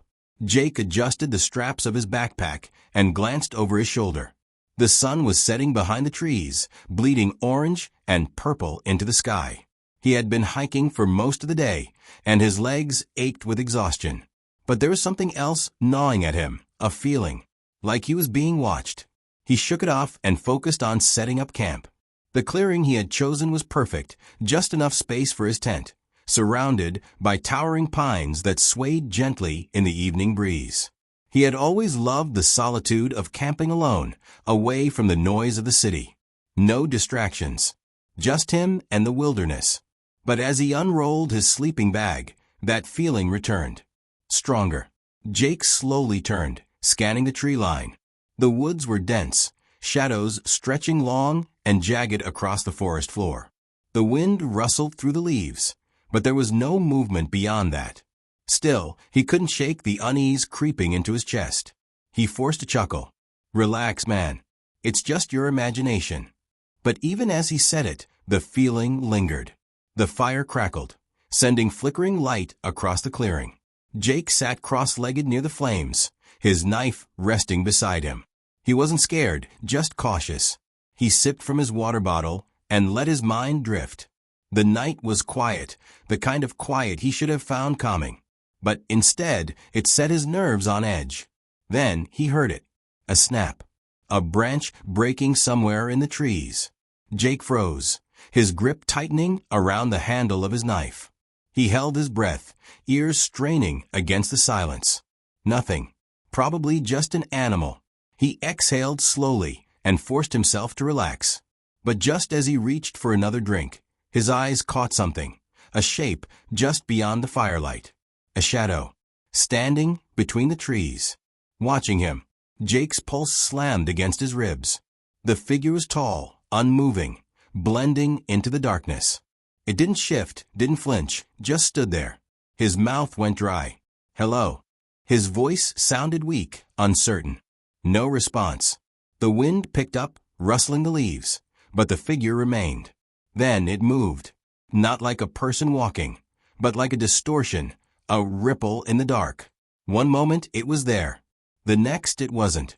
Jake's stomach twisted. What the hell was that? He grabbed his flashlight and shone it into the trees. The beam cut through the dark, illuminating rough bark and tangled undergrowth. But there was no sign of anything, or anyone. After a long moment, he lowered the light. It was probably just exhaustion playing tricks on his mind. The shadows could be deceiving, especially when he was alone out here. That had to be it. With a deep breath, he crawled into his tent, zipping it up tight. But sleep didn't come easily, because even though the fire outside crackled and the wind rustled through the trees, he could still feel it. That presence. Watching. Waiting. Jake woke to the soft glow of morning filtering through his tent. The air was cool and damp, carrying the earthy scent of pine and soil. His body ached from the stiffness of sleeping on the hard ground, and his muscles protested as he stretched his arms above his head. He let out a slow breath and rubbed his face. His sleep had been restless, plagued by strange dreams, shifting shadows, whispered voices, the unsettling feeling of being watched. He couldn't remember much, but the lingering unease sat heavy in his chest. Pushing aside the lingering grogginess, he unzipped the tent and stepped outside. The forest was bathed in the golden hues of early morning, the treetops swaying gently in the breeze. Sunlight filtered through the branches, casting dappled patterns onto the ground. The sounds of chirping birds and rustling leaves filled the air, the rhythmic pulse of the wild. For a moment, he almost laughed at himself. The fear from last night seemed ridiculous now. He had let the darkness and exhaustion get to his head. Shadows played tricks, nothing more. His mind had conjured up shapes that weren't there, fueled by the eerie silence of the wilderness. Still, that feeling, even now, With daylight illuminating every inch of the forest, a small, nagging sense of discomfort remained at the back of his mind. Like something unseen had followed him into the morning. Shaking off the thought, he moved to prepare for the day. He boiled some water for instant coffee, the familiar bitterness helping to ground him. His hands were steady now, his breathing even. He told himself he just needed to keep busy, to distract himself from the nonsense running circles in his mind. After finishing his makeshift breakfast, he packed up a small bag with essentials, a knife, a map, a flashlight, and some snacks. He figured a short hike would do him good, help clear his head. The trail wound through towering pines and thick undergrowth, the scent of damp moss and fresh earth filling his lungs. With each step, he let the tension ease from his shoulders. The deeper he went into the woods, the more he began to enjoy the solitude again. He followed the trail for about an hour, admiring the untouched beauty of nature. Everything was so still, so perfect. The way the sunlight broke through the canopy, the distant hum of insects, it was exactly why he loved being out here. Then, somewhere in the distance, a branch snapped. Jake stopped. His heartbeat thudded against his ribs as he turned, scanning the dense forest behind him. Silence. Nothing moved. Probably just an animal, he told himself. A deer, maybe. Still, the feeling returned. That same feeling. The same one he had last night. The sensation of eyes on his back. His throat tightened. He swallowed hard and forced his feet to keep moving. By the time he returned to his campsite, the sun was already dipping behind the trees, the golden light fading into deep orange and purple hues. The air had cooled significantly, the first hints of evening settling in. Jake exhaled, relieved to be back. The familiar sight of his tent and fire pit made him feel grounded again. Safe. But then, something was wrong. His tent was open. Not just slightly unzipped, but wide open. The entrance flapped gently in the evening breeze, the fabric swaying as if something, or someone, had been inside. Jake's stomach dropped. Had he forgotten to close it? No. He was sure he had zipped it shut before leaving. A sharp chill ran down his spine. His eyes scanned the clearing, every muscle in his body tensed. The forest around him remained still. The wind whispered through the leaves, but there was no sign of movement. No sign of anyone. Taking slow, deliberate steps, he approached the tent. His fingers tightened around the knife on his belt. He hesitated for a moment before crouching down and peering inside. Everything was exactly as he had left it. His sleeping bag was still neatly rolled. His backpack leaned against the side of the tent, untouched. His supplies were in place. Nothing had been taken. Nothing had been disturbed. But something still felt off. The air inside the tent felt wrong, charged, almost like an unseen presence still lingered. Like the space had been occupied by something that had just left. Jake swallowed hard and slowly backed out of the tent, standing upright. He scanned the ground for footprints, searching for any sign that someone had been there. Nothing. No footprints. No broken twigs. No disturbed dirt. It didn't make sense. His breathing grew shallow as the unease tightened in his chest. If no one had been here, why did it feel like they had? He spun around suddenly, scanning the tree line. The forest had darkened with the fading light, the shadows stretching long and jagged across the ground. The trees stood tall and unmoving, their silhouettes stark against the deepening sky. And yet, for a split second, he thought he saw movement. A shape, tall, thin, standing just beyond the trees. His breath hitched. He blinked. And it was gone. Just the trees. Just the shadows. A shiver crawled down his spine. Had he imagined it? He let out a shaky breath and rubbed his face. No. It was nothing. Just the dimming light playing tricks on his eyes. He was letting his nerves get the better of him again. With an unsteady exhale, he walked over to his tent and zipped it shut tight this time, double-checking that it was secure. Then, trying to shake off the feeling, he gathered some firewood and set up his campfire. The flames flickered to life, casting a warm glow across the clearing. But even as he sat by the fire, staring into the crackling embers, he couldn't ignore the sensation crawling up his spine. The woods felt different now. darker, closer. The wind had died down, and the sounds of the forest seemed more distant. The usual rustling of leaves and chirping of crickets had faded, leaving behind a silence that felt heavy. Too heavy. Jake clenched his jaw and stared into the trees. He wouldn't let this get to him. It was just paranoia, just the tricks of an overactive imagination. But deep down, in the part of his brain that he tried to ignore, he knew. Something wasn't right. Something was out there. And it was watching him. The fire crackled, sending sparks into the night sky. Jake sat with his knife in hand, his flashlight resting beside him. The feeling was back. Stronger than before. The kind of feeling that made his muscles tense and his heartbeat quicken. Then it happened again. A sound. A whisper of movement in the trees. His grip tightened around the knife. Not an animal. Not the wind. Something else. He turned his flashlight toward the woods. The beam cut through the dark. For a second, there was nothing but trees and shadows. Then there. A figure. Closer than before. Tall. Motionless. Watching. Jake's breath hitched. He stood slowly, muscles tensed. His instincts screamed at him to run. But he didn't. Instead, he called out, his voice low but firm. "Who's there?" Silence. Then movement. It was coming closer. Jake's heart pounded. He grabbed his flashlight, shining it directly at the figure. And for the first time, he saw it. A tall, gaunt figure, its limbs impossibly thin.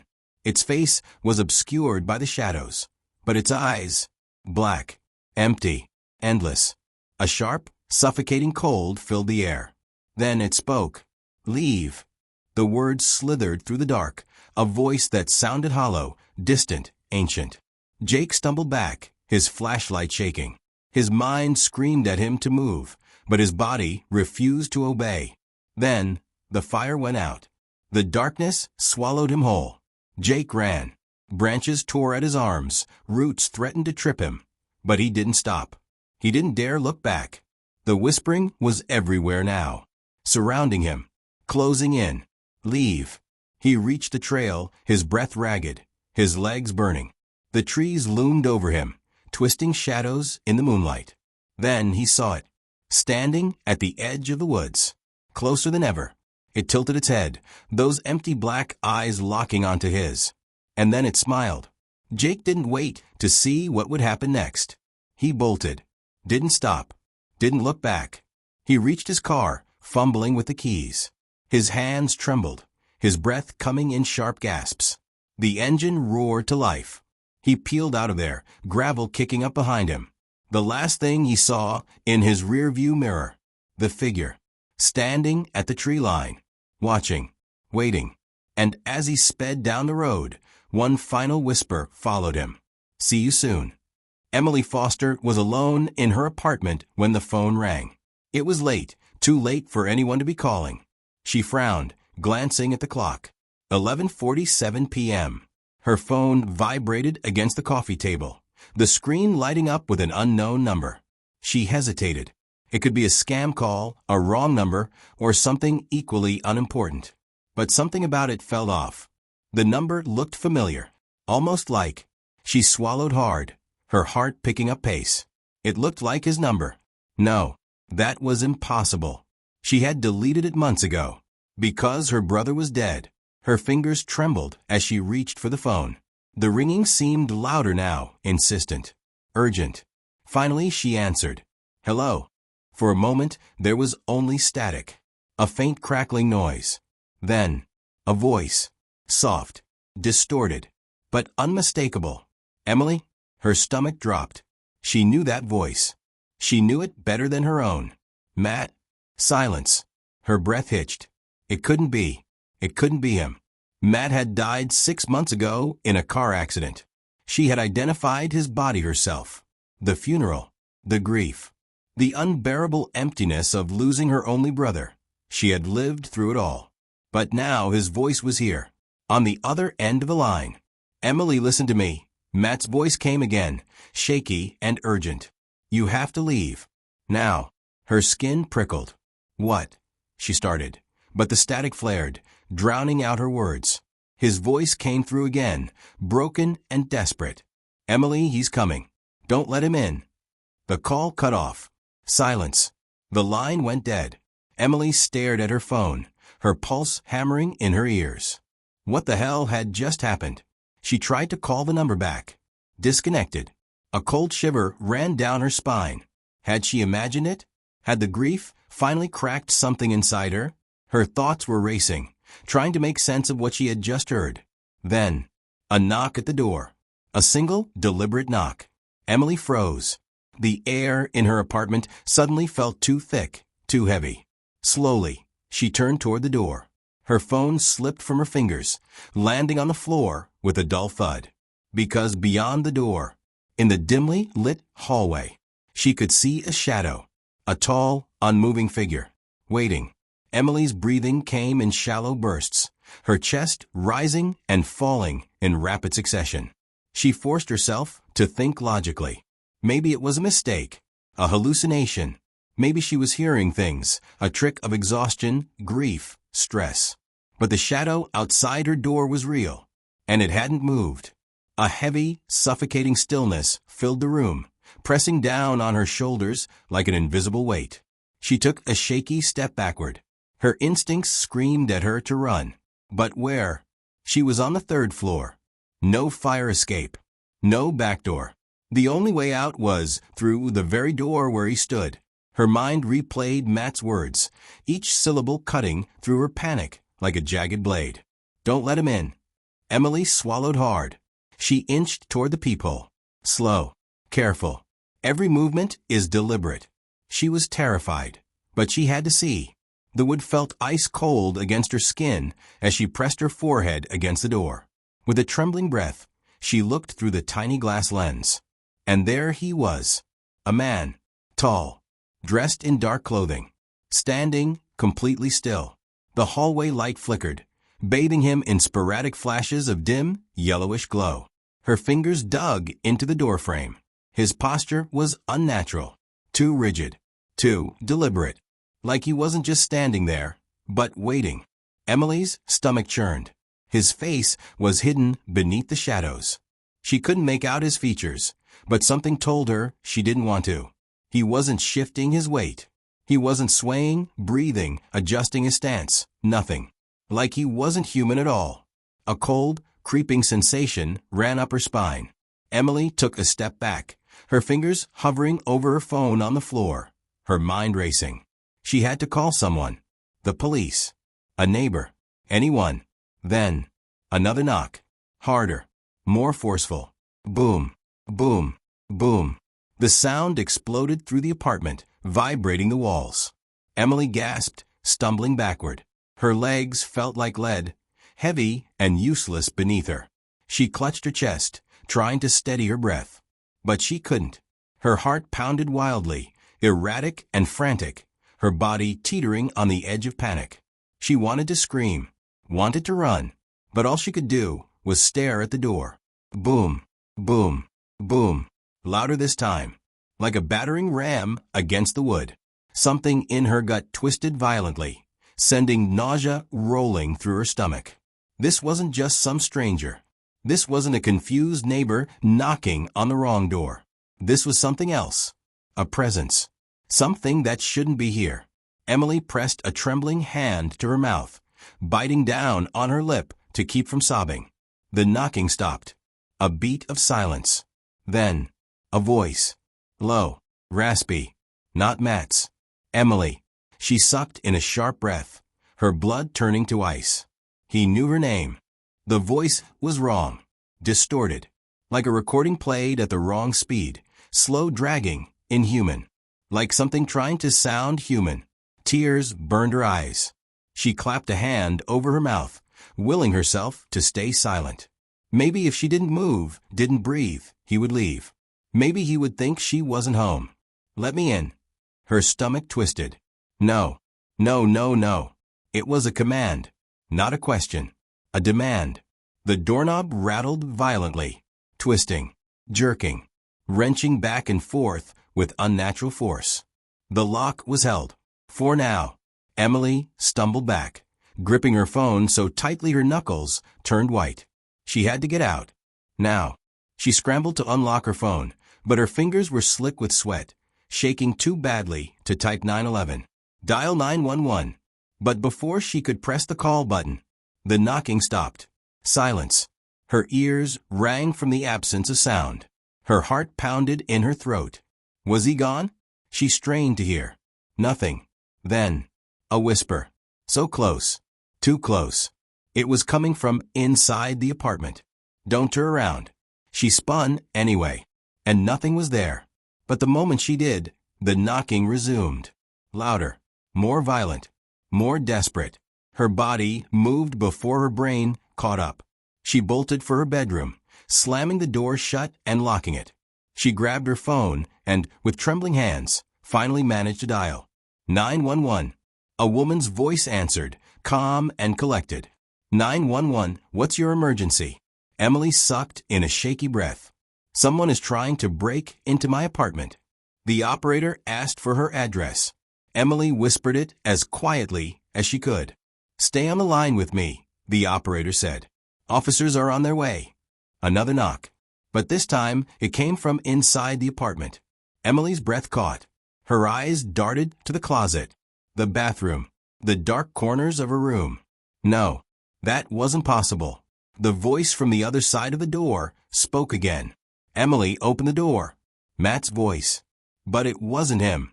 Tears spilled down her cheeks. No, no, no. Please hurry, she whispered into the phone. The knocking grew more intense, more frantic. Then it stopped. A beat of silence. And then, the sound of footsteps. Moving away. Emily held her breath, straining to hear. The apartment grew eerily silent. Minutes passed. Then, the sound of sirens. Red and blue lights flashed through her window. She barely heard the officers knocking at the door. Somehow, she managed to unlock it, throwing herself into the hallway as soon as they entered. They searched the apartment. No sign of forced entry. No footprints. No one there. The call records on her phone? No trace of Matt's number. It was as if none of it had ever happened. The officers stayed with her for a while, their calm voices attempting to soothe her frayed nerves. Ma'am, I promise, your door was locked when we arrived, one of them said, his voice steady, professional. Emily nodded absently, barely hearing him. Safe. They kept saying she was safe. That it was probably stress, exhaustion, grief playing tricks on her mind. Maybe they were right. Maybe she had imagined the voice, the whispers. Maybe she had imagined the way the air in her apartment had felt charged, thick, suffocating. But deep down, she knew the truth. Something had been here, and something was still watching. As the officers prepared to leave, one of them lingered by the doorway. Ma'am, he said, his brow furrowed. Are you absolutely sure you didn't let anyone in? Emily's stomach turned. Her lips parted, but no sound came out. Why would he ask that? Something in his tone made her skin crawl. Why? She managed to whisper. The officer hesitated, then took a small step aside. And that's when she saw it. Her breath hitched. Carved into the wood of her front door, deep, jagged letters that hadn't been there before. A message. See you soon. The room seemed to tilt. The floor felt unsteady beneath her feet. Her throat closed up, her pulse hammering in her ears. She could still feel it. That presence. That wrongness. Like something was still there, lurking just out of sight, waiting. The officer said something else, but Emily didn't hear him. She couldn't move, couldn't breathe. Her vision tunneled, narrowing in on the words, the sharp, uneven cuts in the wood. Someone had done this. Something had done this. Somewhere, in the distance, a phone rang. Shrill. Piercing. Emily flinched. Her phone was still on the table, screen dark. The ringing wasn't coming from her apartment. It was coming from somewhere else. It rang. And rang. The officers didn't seem to notice. She swallowed hard, her fingers curling into fists. The phone kept ringing. Her mind screamed at her to answer. But this time, she didn't.